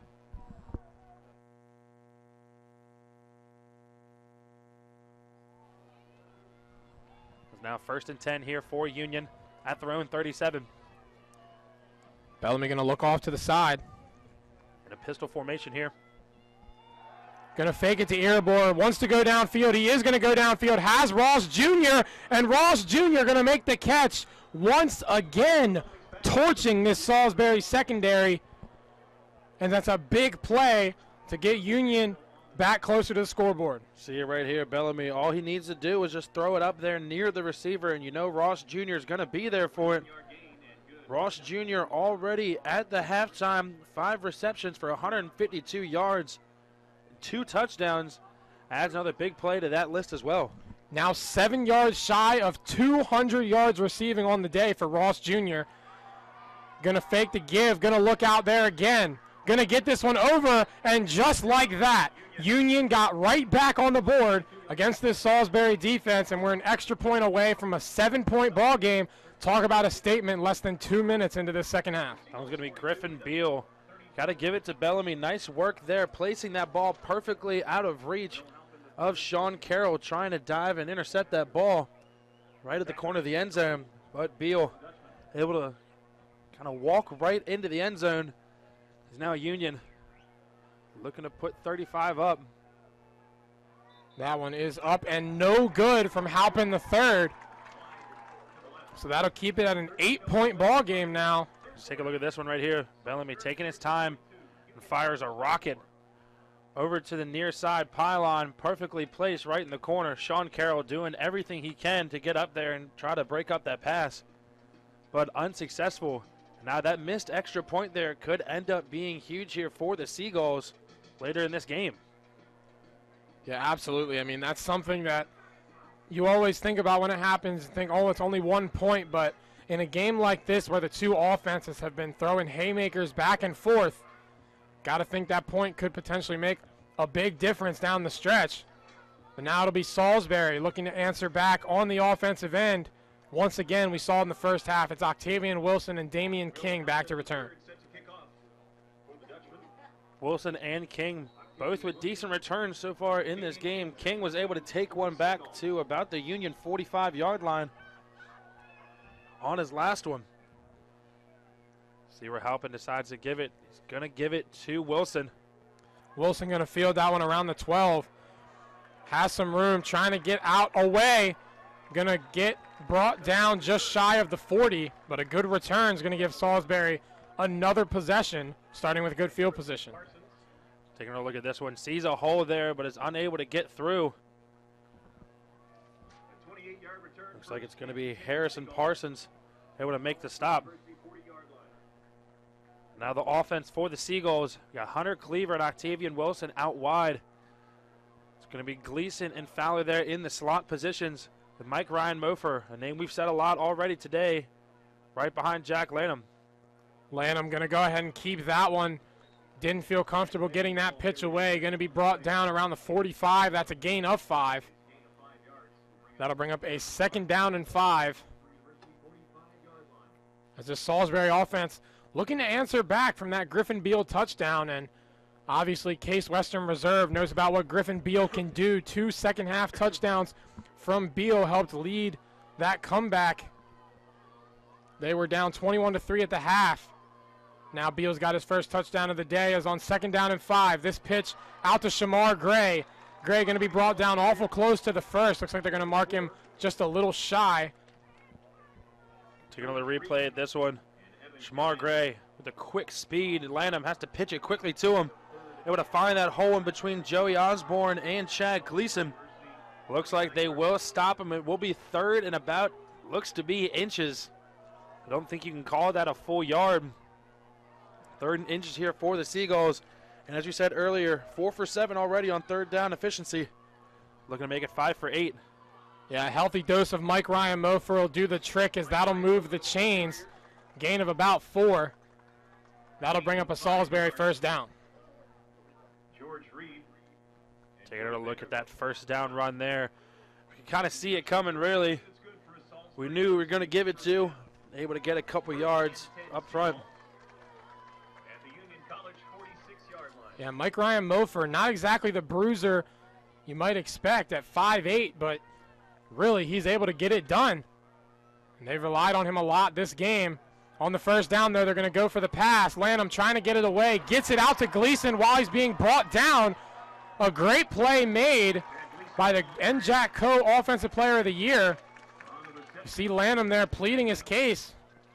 And as you can see on this last play, Lanham done this a couple times this game already. Just nearly escapes being sacked. Able to kind of throw a dead duck over there to Chad Gleason. But Gleason does a nice job being able to be open on the sideline. Get a couple more yards to get another 1st down. One of Lanham's better abilities for this Seagull offense is how he's able to keep these plays alive. Obviously 6'3", 220, not easy to bring Lanham down on the 1st down play. Give it up to Mofer. Going to be stopped for a gain of 1. It's Mofer's 13th carry on the day. got 95 yards and a touchdown. Angioso really seeing that play as soon as it starts, was able to get in there and make the stop. Gioso was the one that was able to get through and almost get that sack there on Lanham. But as you said, nice job by Lanham, able to get that ball out of his hand.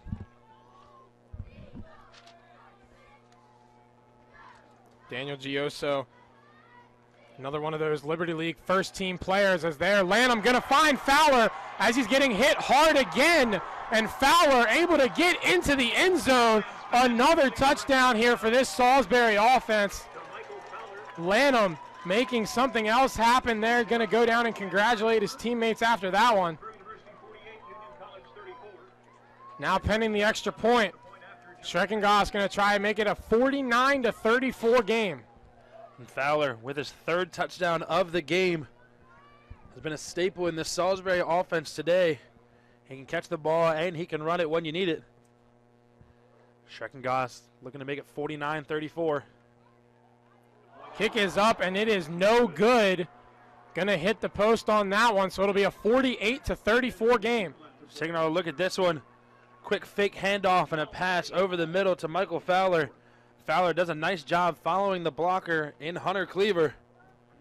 Able to get through into the end zone. But as we said earlier, that missed extra point by Union could end up helping the Seagulls. But now we're back to normal here with that missed extra point right there by Bert Schreckengost. Right, going to go ahead and equalize that one, but seen several times today, Lanham's ability to stick in the pocket, despite the pressure bearing down on him, has really made a big difference here.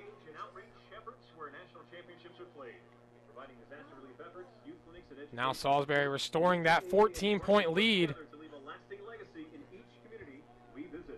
Now the Dutchman going to look to get back on the scoreboard once again. Going to go ahead and receive this one.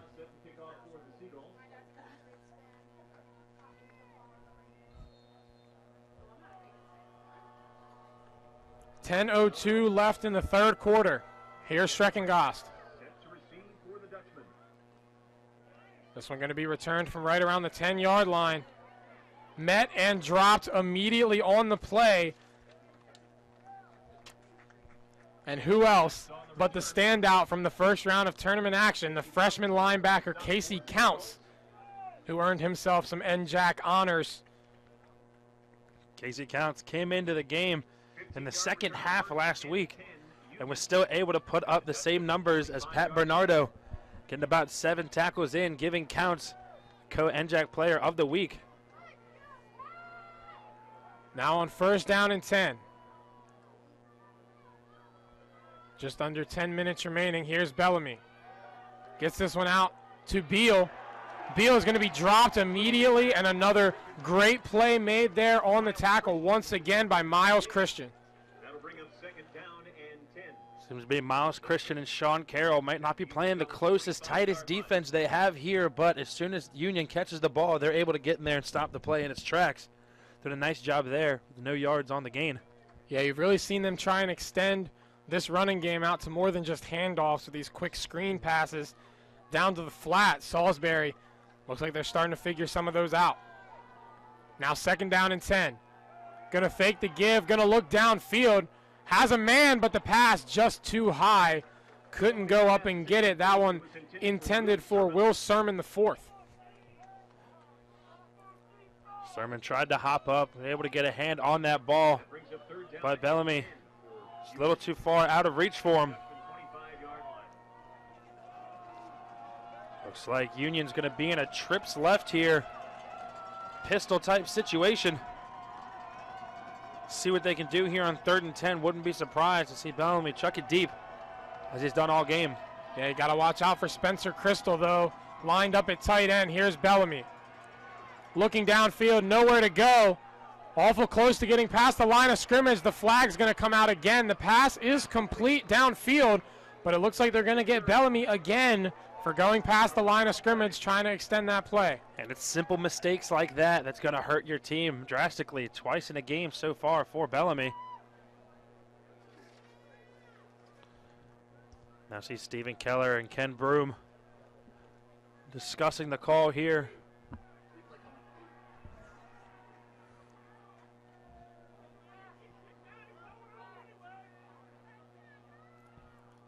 We take another look here. Bellamy gets into a little bit of a trouble here, sees the open pocket. Illegal forward pass. The passer was beyond the line of scrimmage. 5-yard penalty from his Bellamy was beyond the line of scrimmage. fourth down. It will be called. It'll be 4th down and 15 for the Dutchman.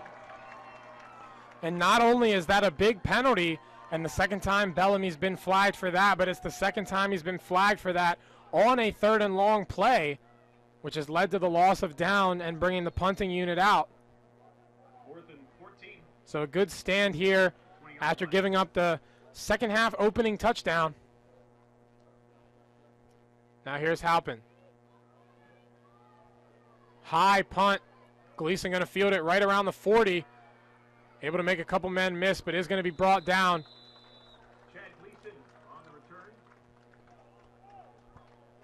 So now this Salisbury offense trots back out on the field, averaging exactly 50 points a game so far this season. 1st and 10 Seagulls at the Salisbury 42-yard line. Definitely had their share of offensive success so far. Able to put up 21 points in both the first and second quarters. Now with 8:51 remaining in the third. See what they can do on this possession. They got Fowler in the slot, but Gleason is out wide. Give is going to go up the gut to Mike Ryan Mofer, who is able to break several tackles. They're going to bring him down. Going to hear a couple players and some fans want a late flag on that, but forward progress is stopped for a gain of about 5. Joe Vanderhook and Joseph Vacola. See Coach Wood not happy with that. Brings up 2nd down and Looks like a Union player Salisbury University. tossed to the cleat of Mike Ryan Mofer. Mofer has some choice words to say to the Union defense.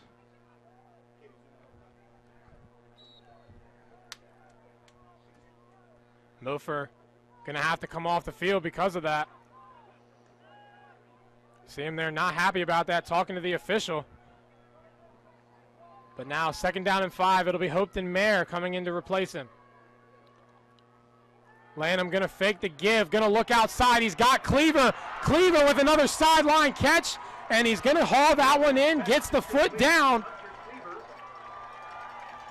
Taking a look at that one. Cleaver once again with an amazing sideline catch. Perfectly placed there by Lanham over the back shoulder. He's able to get a foot down and get another 1st down here for the Seagulls. Yeah, Cleaver with a pair of really nice catches here on this near sideline. Now 1st down and 10, under 8 minutes to play here in the 3rd quarter. Lanham going to give it up the gut. Going to be a gain of about 3 on the play. Hopeton Mayer taking that one. Mofer now coming back into the game. On the stop. Prue going to check in for Hunter Cleaver as well. We'll bring up 2nd and 7 for the Seagulls and the Dutchman. Got Leonard Prue and Octavian Wilson out wide for the Seagulls. Shamar Gray and Chad Gleason in the backfield alongside Mike Ryan Mofer. Lanham going to take the snap, going to keep it himself, try and get some room. Able to break through a few tackles. He is able to rumble down and move the chains for that Salisbury offense. Just taking a look at that 1st down. We've seen it before all season here from Jack Lanham. Lanham able to just run over some defenders and get through a couple tackles. Looks to break about 4 tackles, 4 or 5 of them, before finally being taken down after the 1st down marker. Now it's going to be 1st and 10 for the Seagulls at the 15-yard line. Once again, seen it before, not surprising here. Shamar Gray and Chad Gleason once again within the 20-yard line. Watch those 2 receivers to the far side. They like to run that pitch out of this formation. They're going to give it up to Mofer, though. Going to be met right around the line of scrimmage. Going to be a 0-yard gain on that one. But now we're seeing Salisbury really settle in to the offense they like to run. Seeing a lot of this triple option, but more importantly, we've seen some real time come off the clock here in this 3rd quarter. Yeah, clock really winding down here. As I said earlier in the game, both of these teams did a good job scoring and scoring quickly in the 1st half. but both teams only able to score once so far in the better half of a third quarter. Both teams entering play right around 31 minutes of possession per game. Salisbury looking to take a lead in that one as they're going to fake it up the middle, give it out to Gleason. Gleason tries to make some moves, but there is a flag down on the field. We'll see what the call is.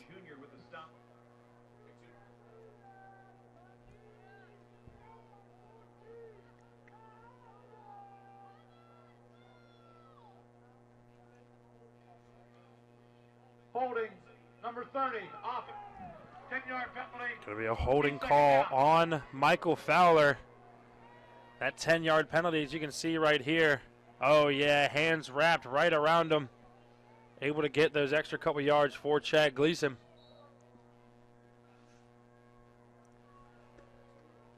Of course, Seagulls now 2nd and 20 here at the 25-yard line.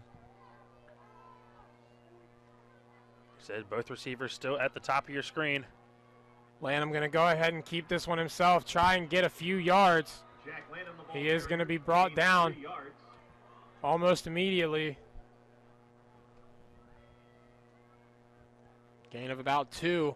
It's going to bring up a 3rd down and 18 now. 3rd and 17 for the Seagulls. Excuse me, it'll be a 3rd and 17.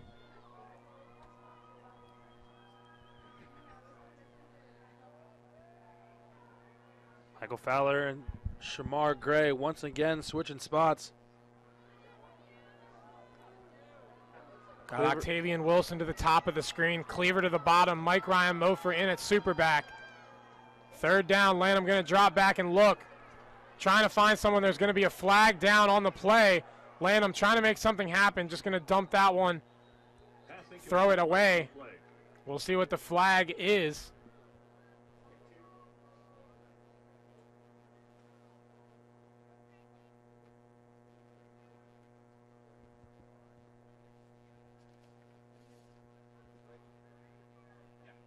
Go down to Stephen Keller for the call.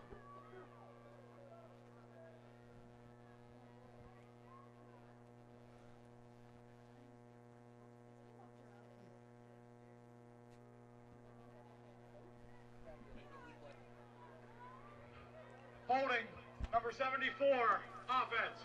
10-yard penalty. Repeat, 3rd down.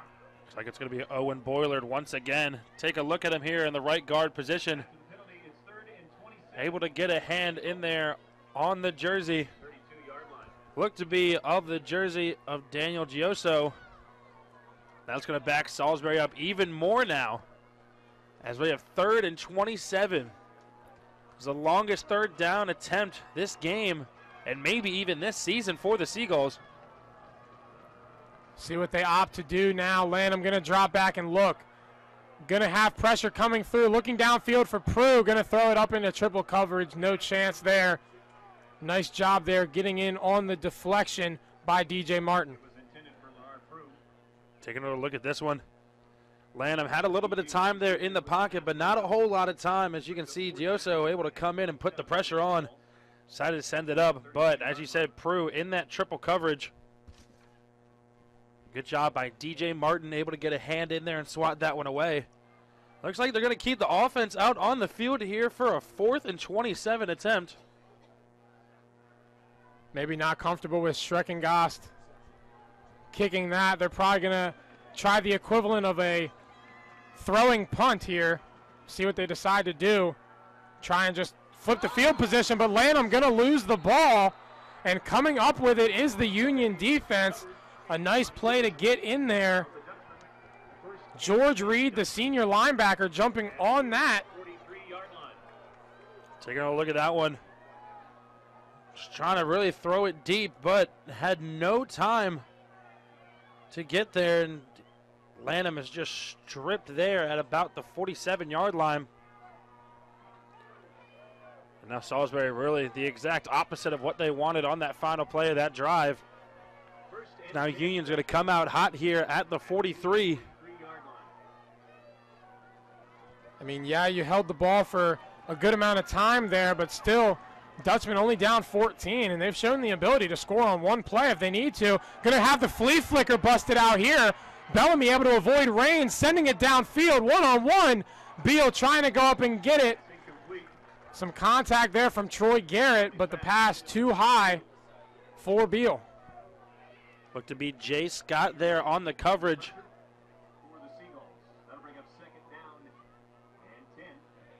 Jay Scott doing a nice job. Excuse me, not Jay Scott, Troy Garrett there on the coverage.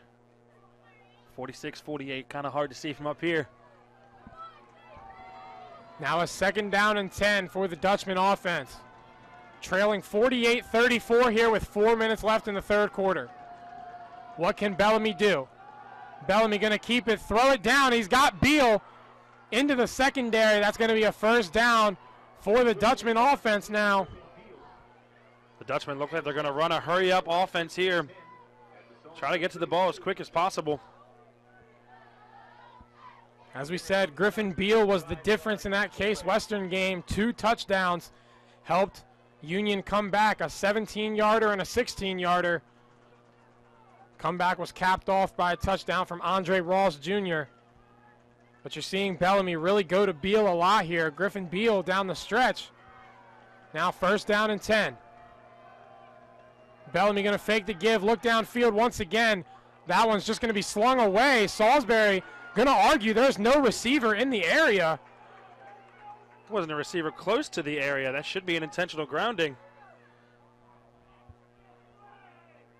Looks like the referees are going to discuss the call, but nonetheless, good pass rush there. Another delayed blitz from Pat Bernardo, forcing Bellamy to kind of throw it away.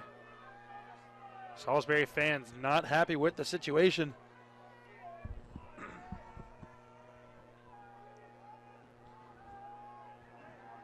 Now on 2nd down and 10. 5 seconds on the play clock.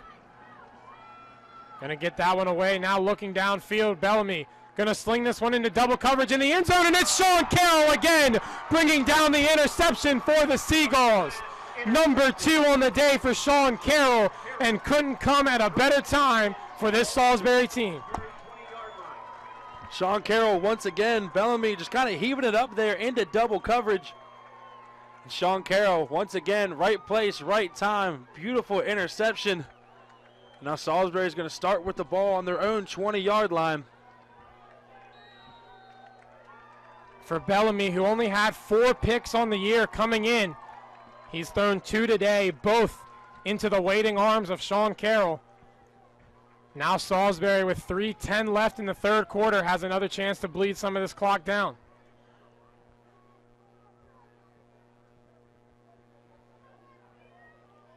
Here on the 1st down play, gonna run the triple here. Lanham gonna keep it himself. Gonna be brought down for no gain. Lanham really unable to pitch it out to Chad Gleason. Looked like Gleason was covered for the most part of that run. Lanham does a nice job, able to get it to at least the line of scrimmage. There's going to be Wilson and Cleaver out wide now. Wilson and Cleaver out wide now. It's going to be Gray, Gleason, and Mofer in the backfield for the Seagulls. That give going to be to Mofer up the gut. There you're going to see a lot of upset fans as a late hit to the helmet of Mofer comes in. No flag comes out, though. Mofer. So have another replay of this play here. They're going to give it up the middle to Mofer. Mofer still standing here. Looks to be down on the play. But a late hit coming from Joe Vanderoof. As the Seagull fans, and Seagull is not happy with a no call there. Now 3rd down and 8. A blitz comes from the corner. Lanham trying to tell Mofer to go get a block. Lanham trying to make it happen himself. Going to be knocked out of bounds. Trying to pick up that 1st down by himself, but still comes up a few yards short on the play. Good vision there by Lanham. He saw the open defender right in front of him, trying to tell Mofer to go get him. I guess Mofer just misunderstood and ended up blocking someone else. Now it's a 4th and 3 here for the Seagulls, and Gillespie's going to have his third punt of the day. Justin Faya and Kevin Raybacks. 35 yards on his second punt, obviously, with the bad snap. 8 yards on his first. High kick on this one. Doesn't travel very far. Fair caught at the 40. Fair catch called for and made at the Union 40-yard line. 1st and 10 Dutchman. That'll bring the Salisbury defense back out onto the field to try and hold this Union offense off of the scoreboard.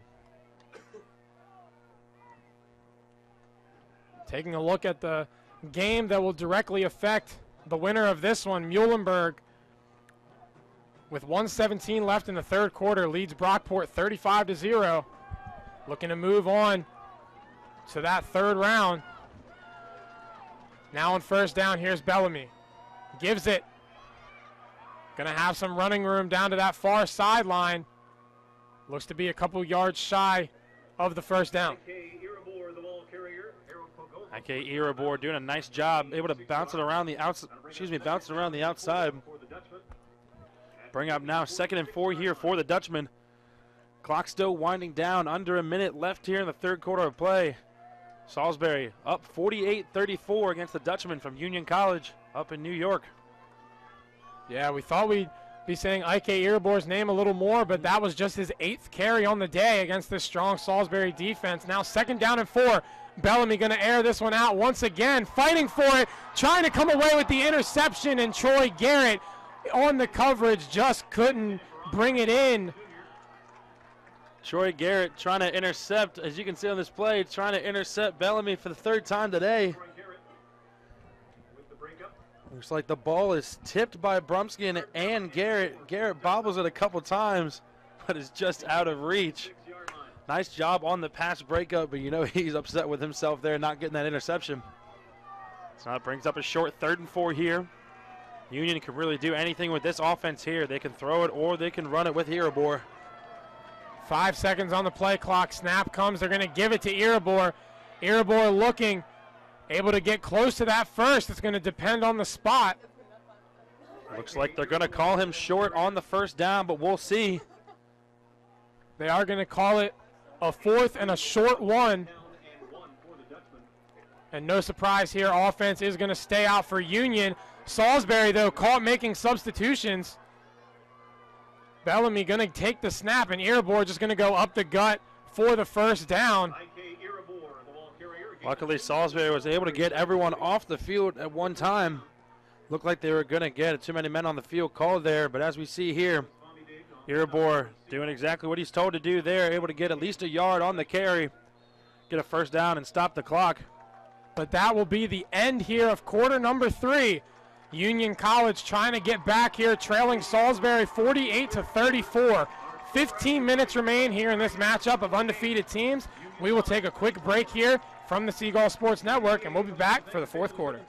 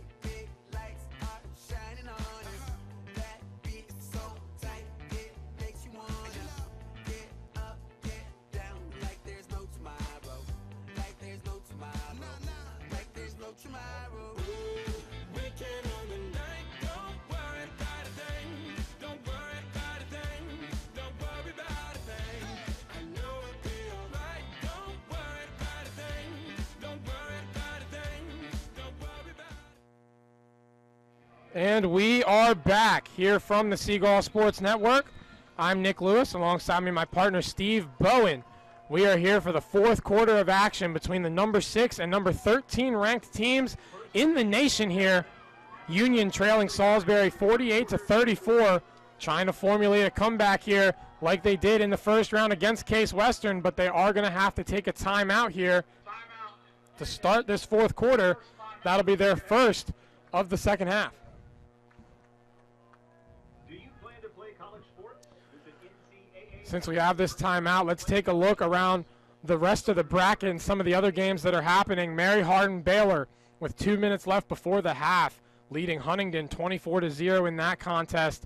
Whitewater up 31-7 on Wartburg in that matchup. Wheaton leading Central 42-7. Obviously the Chapman and St. John's game doesn't kick off until 3, but Mount Union and North Central locked in a tight affair with 9 minutes left in the third quarter. Mount Union leaves North Central 45-42, and Wesley currently losing to Delaware Valley 24-3 with about 5 minutes left in the third quarter of that game. Definitely some interesting matchups here.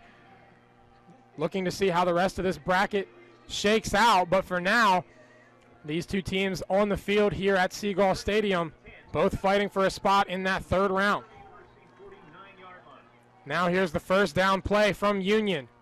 Bellamy going to give it to Erebor. Some strong blocking out in front. Erebor, though, going to be dropped for a gain of about 3. Clock's going to roll. Miles Christian once again on the tackle here. As you can see, Erebor tries to bounce it around the outside of Miles Christian comes flying in, able to wrap the legs up of Erebor and get the stop. Only a 3-yard gain. We mentioned how Salisbury was flipping time of possession here in this second half. Currently, they lead Union in time of possession, 27, almost 28 minutes to 17. Really been able to turn it around with a couple of strong drives. Union, though, trying to find the end zone once again. Here's Erebor, able to get outside, trying to make some moves. It looks like he is going to have enough to move the chains, and he will. Looks like it's going to be Adewumi and Garrett there on the tackle. But it will move the first down marker. As you can see, once again, basically the same play, just flipped. Erebor able to take it around the outside, kind of make a move there. Really unfortunate for the Union offense that they did find themselves in such a hole in the first half. Erebor running well, averaging 6 yards a carry, 12 attempts for 70 yards. Took him 18 to get to the 70-yard mark in their last contest. Now on the first down play, they're going to feed Erebor once again, and this one is met and stuffed right at the line of scrimmage by Salisbury. Erebor immediately swarmed by a flock of seagulls there, unable to go anywhere. We'll bring up 2nd and 10 here for the Dutchman at the Seagull 38-yard line.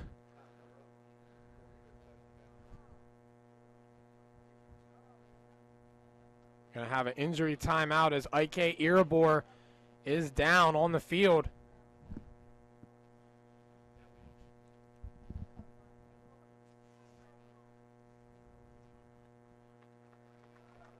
Going to see Erebor going to hop up and head off to the side. But potentially a big blow to the Dutchman here down the stretch. That'll bring Ferreira back in to the backfield for Union.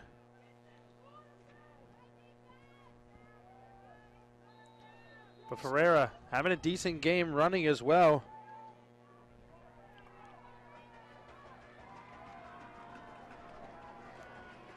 Second and 10 here on the Seagull 38-yard line. Yeah, Ferreira, not the starter, but also named to the Liberty League first team as Salisbury brings the blitz. They're going to feed it to Ferreira in the flat. Ferreira, though, able to fight through that tackle and stretch across the line to gain, moving the chains again here for the Dutchman. As you can see here, Ferreira just on that little screen to the right side. Does a nice job. It gets tripped up by Brumskin, but nice job. Good awareness there by noticing the first down marker. Able to keep himself on his feet and dive forward to get that first down. Ferreira, second catch of the day. Now here's Bellamy. Going to pass it once again, finding Beal underneath. Beal able to shake out of a couple tackles. Going to be met and dropped. Quagova amongst some others in there to finally bring him down. Beal does a nice job, as you can see on this play. quick two-slant over the middle. Able to dodge a tackle from Pat Bernardo, and then Jamarcus Brumskin once again. And then finally taken down by Bernardo and Quigova. So now it's 2nd and 4 here on the Seagull 20-yard line here for Union. Something to watch here. Andre Ross Jr. still without a second half catch. So now here's 2nd down and 4. Bellamy going to look. Firing it over, and it is Andre Ross Jr. trying to get to the goal line. Salisbury is going to get him and stop him right around the 1-yard line. Good idea there by Jamarcus Brumskin. As you can see at the end of this play, see Ross coming over the middle. Towards the end of this play, notice it's going to be Sean Carroll and Miles Christian there with the tackle. Brumskin trying to strip that ball away any chance that he has, but unable to get it out. Looks like we have a player down on Union. Looks to be Ross Jr. Potentially losing Ross and Irabor in the same drive could drastically hurt this Union offense. Yeah, I mean, we've talked about the impact Ross has had for Union today. Now sitting at 7 catches for 212 yards and 2 touchdowns. As he's going to get up and walk off under his own power. A little slow to get off the field, but should expect to see him back in this game shortly. As now Union knocking on the door here at the 1-yard line. 1st and goal from the 1-yard line. Good to see Ike Irabor is back into the game. Looks like they're going to run a little bit of wildcat here. Irabor in the gun. Going to take the direct snap. Now trying to get outside. Salisbury, though, all over that. Irabor going to be pushed out around the 5-yard line. Going to be a loss of 4.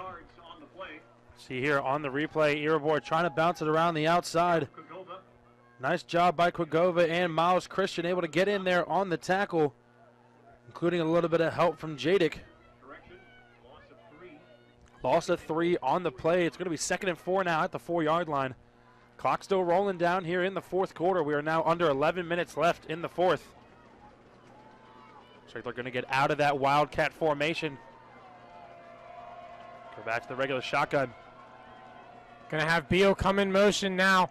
Bellamy going to go with the shovel underneath, getting awful close to the goal line. They're going to spot him about a yard short. Nice play drawn up there. Saw them getting the shovel pass down. Yeah, good idea with the shovel pass to Spencer Crystal. Looked like he had it wide open over the middle. A nice job by Pat Bernardo getting it in there, laying the body on him. Able to take him down right before the end zone. Now 3rd down and 1. Bellamy going to drop back to throw. Going to throw it back across to Crystal. Crystal can't hang on. And that's going to be unsuccessful. And now an all-important 4th and goal here. Another replay here. Spencer Crystal with the delayed screen. Couldn't really find the ball at first. Good coverage there by Miles Christian, able to come in and knock that ball out of his hands and break up the pass. Yeah, and that's the perfect play call for the situation, except who else but Miles Christian, able to get in there and read the play once again for the Seagulls. But now 4th and goal from the 1-yard line, 9:55 remaining in the 4th. Seagull Stadium up and moving now. Bellamy takes the snap, gives it up to Irabor. Irabor fighting, and he is able to get in. Union cuts the deficit to 8. The 1-yard touchdown run with 9:49 left to play in the 4th quarter. Just like that, this crowd here at Seagull Stadium went from roaring to silent as this just became a 1-possession game. Now Halpin the third out for the extra point attempt.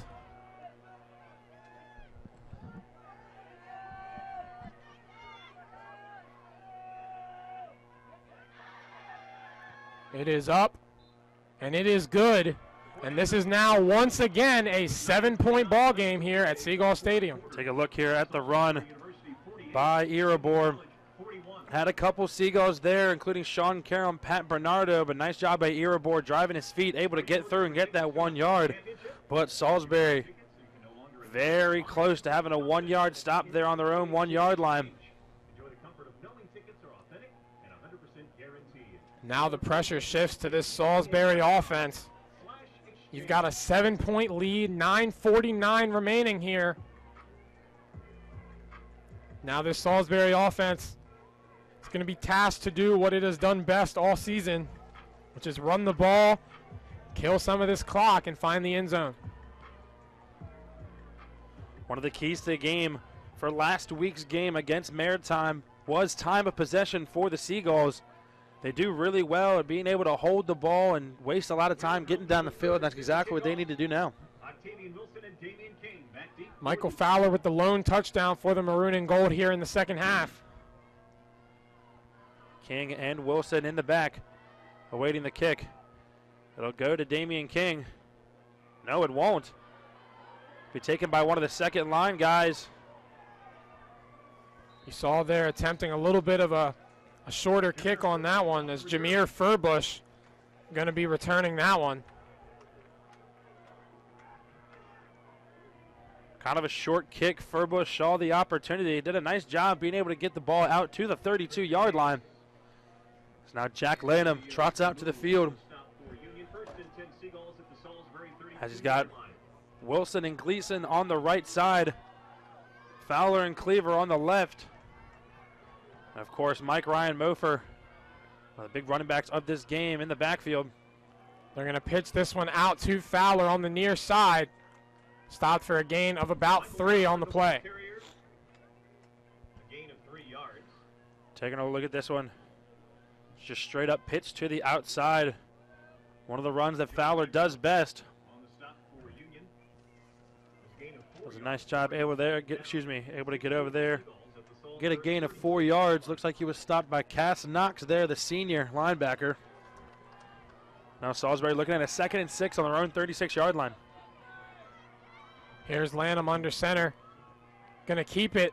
Get it out to Shamar Gray on the pitch. Shamar Gray trying to find some open field. He's able to get past the 50.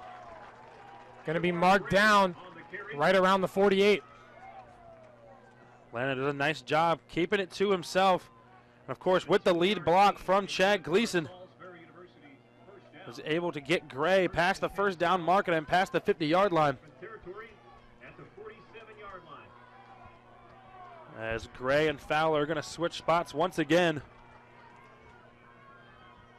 Now on the first down play, here's Lanham going to pitch it out to Chad Gleason. Going to be brought down, though, for a gain of about 1. Nice play made there to fight through the blockers. St. Pierre coming in to make the play. St. Pierre a name as well. We've said a couple times this game. Coming in, making these tackles. But on the last one, as you can see, Michael Fowler trying to give that lead block for Chad Gleason, but Gleason wasn't able to get there in time. Fowler wasn't able to get there in time, and Gleason ended up running to the back of him.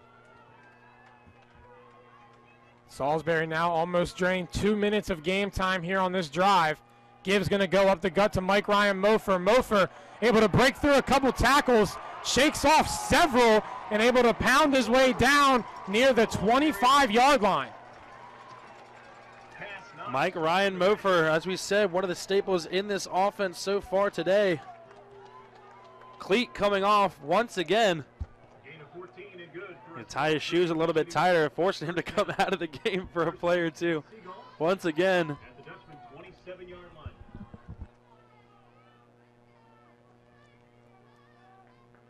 Going to help Salisbury keep this ball rolling, though. Mike Ryan Mofer, 17 carries for 121 and a touchdown here. Now on first down. Flag's going to come. Looks like they might get Michael Fowler for a false start on this one. False start, number 17, offense. 5-yard penalty. Now it's going to be called on Hunter Cleaver. False start on the wideout. That's going to push him back 5 more yards, and now Salisbury with a 1st and 15. Hunter Cleaver leading Salisbury receivers with 66 yards on 3 catches. Going to get called for the penalty there. The clock continues to tick now. 7 minutes remaining. in this fourth quarter of play. Pitch going to come out to Chad Gleason now. Gleason trying to follow his blockers. Nice gain there. Going to be dropped right around the 20-yard line. Chad Gleason, the ball carrier, tackled by. Taking another look at this one right here. Lanham pitching out to Gleason. Shamar Gray doing a nice job with that lead block alongside Tyler Norwood. Norwood, that's a big body in front of you. That's exactly what you want. And a lead blocker. Michael Fowler going to check in as Gleason comes off to the side.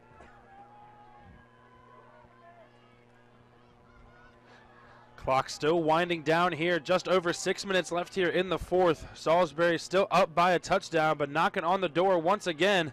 Lanham going to pitch this one out to Shamar Gray, who makes a great juke move, able to get past the defender and get the first down, discarding St. Pierre after that move. Should take a look at this one. Lanham once again, great job waiting until the last possible second. Fowler was able to get some hands on the defender and try to create a block there, but wasn't able to hold him. But nice job by Gray, seeing that, able to get that juke move to the outside and get another first down. Gray now with 8 carries for 60 yards and a touchdown on the day. Now 5:43 remaining on the game clock here. As we said, this is what Salisbury does best. Taking off time. Trying to find the end zone now. Here's Mike Ryan Mofer. Mofer bouncing it outside. Going to come back in. Following Octavian Wilson once again. And finding the end zone once again. It's a touchdown for the Seagulls as they jump back up by 13. Schreckengoss coming out now. Looking to make up by 14. Salisbury with now a 54-41 lead. Here with just under 5.5 minutes left in the fourth quarter.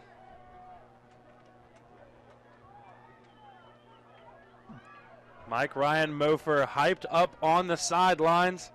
Team getting into it, and of course, you should be with the day he's having today. Extra point is up and good. Salisbury now up by 14. Take a look at this one. University 55, Union College 41.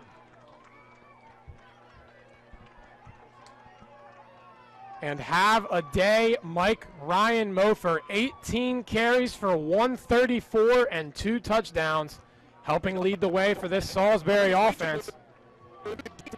Talked about Mike Ryan Mofer is the second leading rusher on this team coming in. Jack Lanham was the first.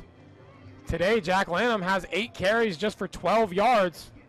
Hasn't really been able to do much, but Mofer, along with Fowler and Gray, have definitely picked up the slack in that category. Meanwhile, Lanham through the air, 9 of 15 for 215 yards, 3 touchdowns. Definitely getting it done in that category.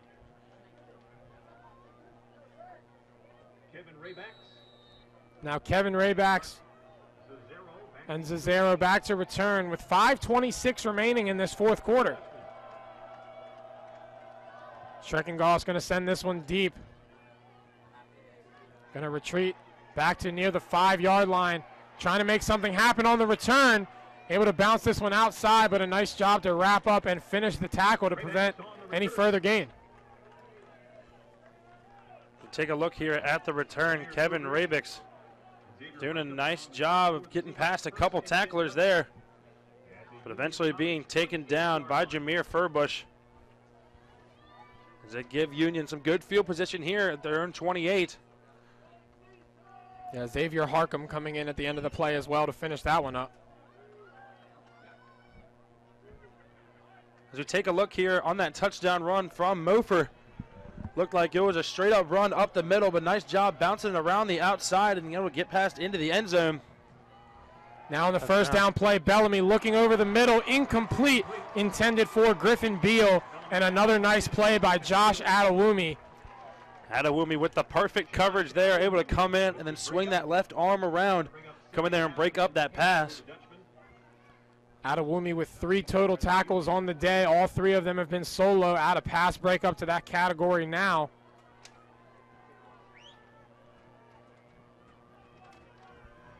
Now second down and 10.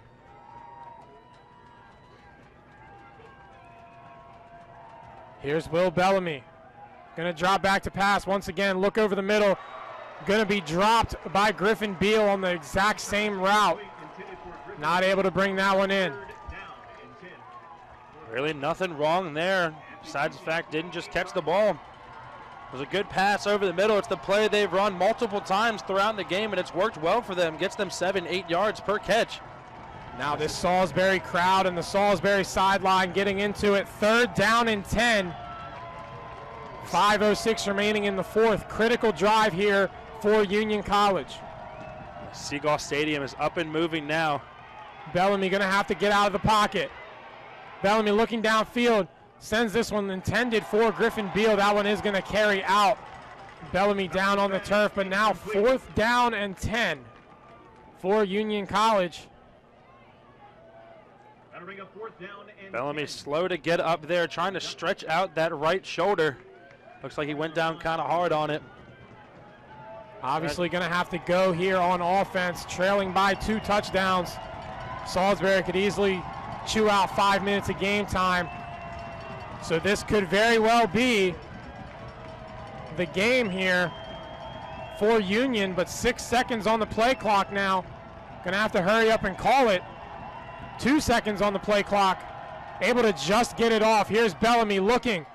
Able to find his intended target, and it falls incomplete. The Salisbury defense holds. Salisbury now taking over on downs. As we take a look at this one right here, looked like he had Beal over the middle. Beal trying to lay out for that catch, but unable to keep it in his hands. Once again, Troy Garrett with some good defense. Now it's going to be 1st and 10, Salisbury at the Union 28-yard line. Salisbury looking for the dagger here. 4:52 remaining, up by 14. Lanham under center, 1st down and 10. Gleason going to come in motion. They're going to give it up to Mofer. Mofer trying to fight through some tackles. Going to be brought down at the line of scrimmage. Mofer once again doing a nice job. Able to break a couple tackles. On the stop for the Dutchman, no gain. 2nd down and 10 for the Seagulls. At the Dutchman 28. Shamar Gray going to come in once again for Michael Fowler. 4:20 remains in this 4th quarter.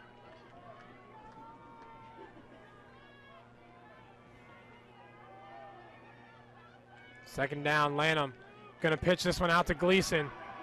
Gleason with some room, going to come in though. St. Pierre able to come in and lay the hit down to stop that run in its tracks.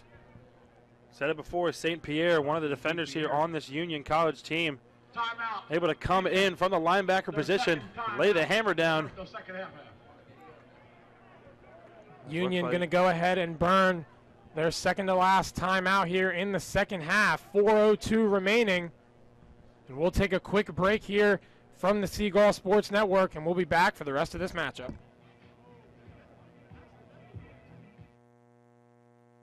The NCAA expresses our gratitude to our corporate champions and partners. Without their support, these great championship moments are not possible for our student athletes. The NCAA's commitment to the highest levels of fairness and well-being, along with the pursuit of excellence in both academics and athletics, helps build a championship culture. With their generosity, our corporate partners make it possible to celebrate champions. Thank you. And we're back here from the Seagull Sports Network. 3rd down and 9 for the Seagull offense with 4:02 remaining. Union electing to stop the clock there. Try and get another possession. Lanham going to keep it though. Trying to get the rest of it himself. Spins off a tackle. Pushing down. And he is going to get the first. The pile keeps pushing. And Lanham all the way down to the 10-yard line for Salisbury. Take another look at this one. Lanham just going to keep it himself. Sees a hole up the middle. Breaks one tackle. Breaks another tackle and is immediately swarmed by a bunch of Dutchmen. But that Salisbury O-line gets behind him, is able to push him forward for the first down and put him within the 10-yard line. Now Salisbury here, under 4 minutes left, 1st and 10, right on the 10-yard line. Lanham hasn't had a prolific day rushing the ball, but when his team needed it most, able to pick up that critical first on 3rd down and 9. Looks like we have Vincent DeCaterino, a name we've said a lot today as well, visibly injured on the sideline. He's been shaken up all day today. But Salisbury here at the 10-yard line, knocking on the door once again, looking to go up by 21 here late. 1st down and goal. Got Mofer lined up at superback. Salisbury obviously just going to stand and wait for this play clock to drip down some more. Still 12 seconds on it. Going to use every second that they can before they call this play. Now play clock down to 5. They're going to go ahead and run it. Mofer going to take it up the middle. Mofer going to find the end zone once again. And now Salisbury goes up by 3 scores on the run, breaking 60 in back-to-back weeks.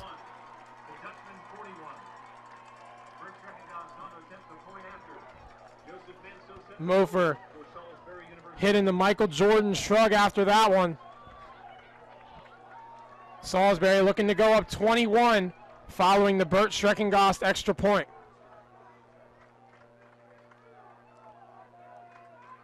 Kick is up and it is good. Salisbury leads by 21. Take a look at this one here on the 10-yard run by Mofer. Looks to be stopped at about the 4-yard line. We've seen it all day today, and Mofer just running over these Union defenders. As you can see, St. Pierre there down on the ground as well, alongside Colin Lama. As Mofer goes in for another touchdown today.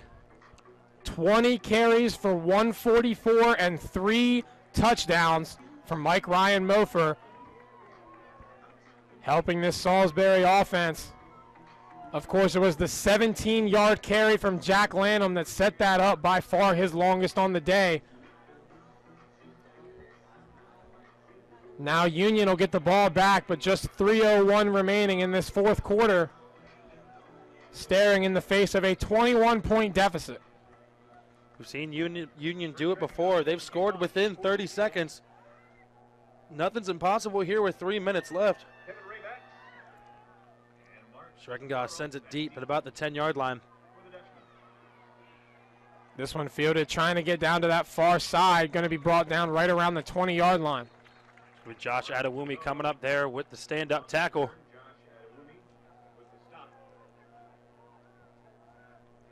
Cesaro able to get the ball to about the 21-yard line.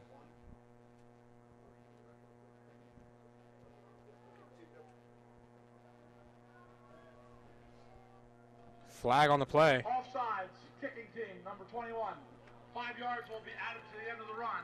1st down. Adewumi makes the tackle, but is called offsides. As now it's going to be 1st and 10 at the 26-yard line. They get an extra 5. They're going to lean on the arm of Bellamy once again on 1st down, getting it over to Ross Jr. Ross Jr. juggling it as he goes down, but it will be called complete.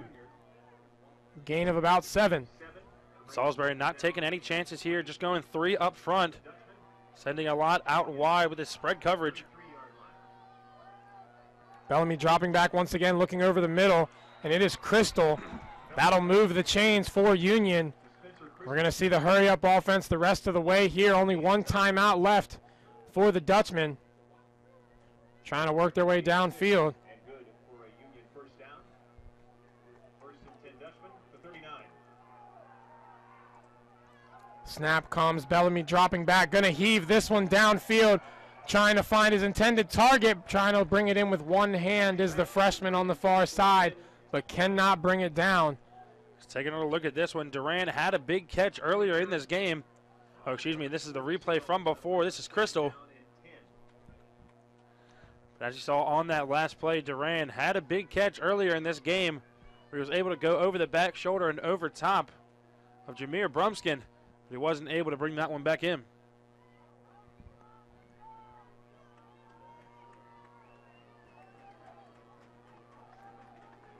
Now Bellamy on 2nd and 10, lined up in the gun. Dropping back, looking downfield once again. This one flung out. Looked like it was intended for Beal, but just going to carry out of bounds. Looked like it was intended for Beal, but Beal wasn't really open. So Bellamy just had to send it out of bounds. Now we are at 2:01 left here on the clock at Seagull Stadium. 3rd down and 10. Bellamy getting this one over.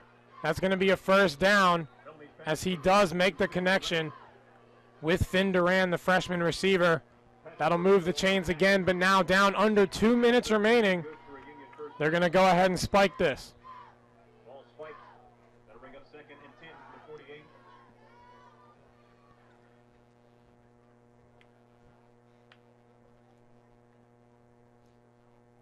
Taking a look at time of possession, Salisbury with a 34 to 23 minute lead, essentially in that category.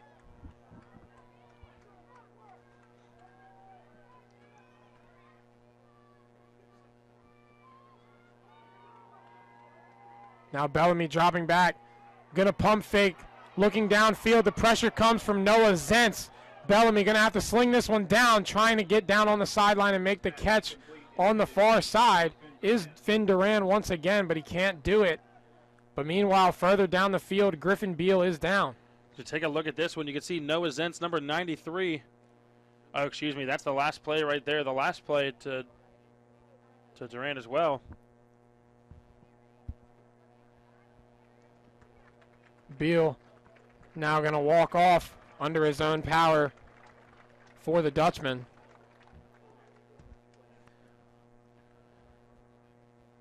As you see on that last one, you see at the top of your screen, 93, Noah Zentz.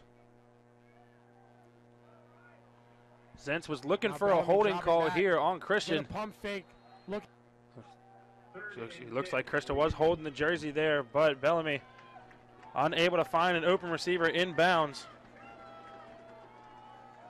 Now Bellamy forced out of the pocket. Going to just heave this one down the field, and no one close. That one's going to carry out of bounds.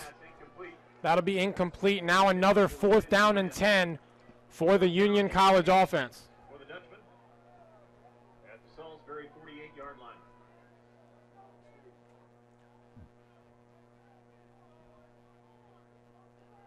line. .91 seconds remaining in this contest. Salisbury leading Union College 62-41. 4th down and 10. Here is Will Bellamy. Dropping back, looking outside for Ross Jr. Wasn't ready for it. Miles Christian on the coverage. That's another turnover on downs for Salisbury. Salisbury's, I believe, 3rd turnover on downs this game. Defense has played a huge part in their success today so far. And now Jack Lanham will be trotting out on the field. We'll maybe see victory formation here for the Seagulls as we have under a minute and a half left in the game.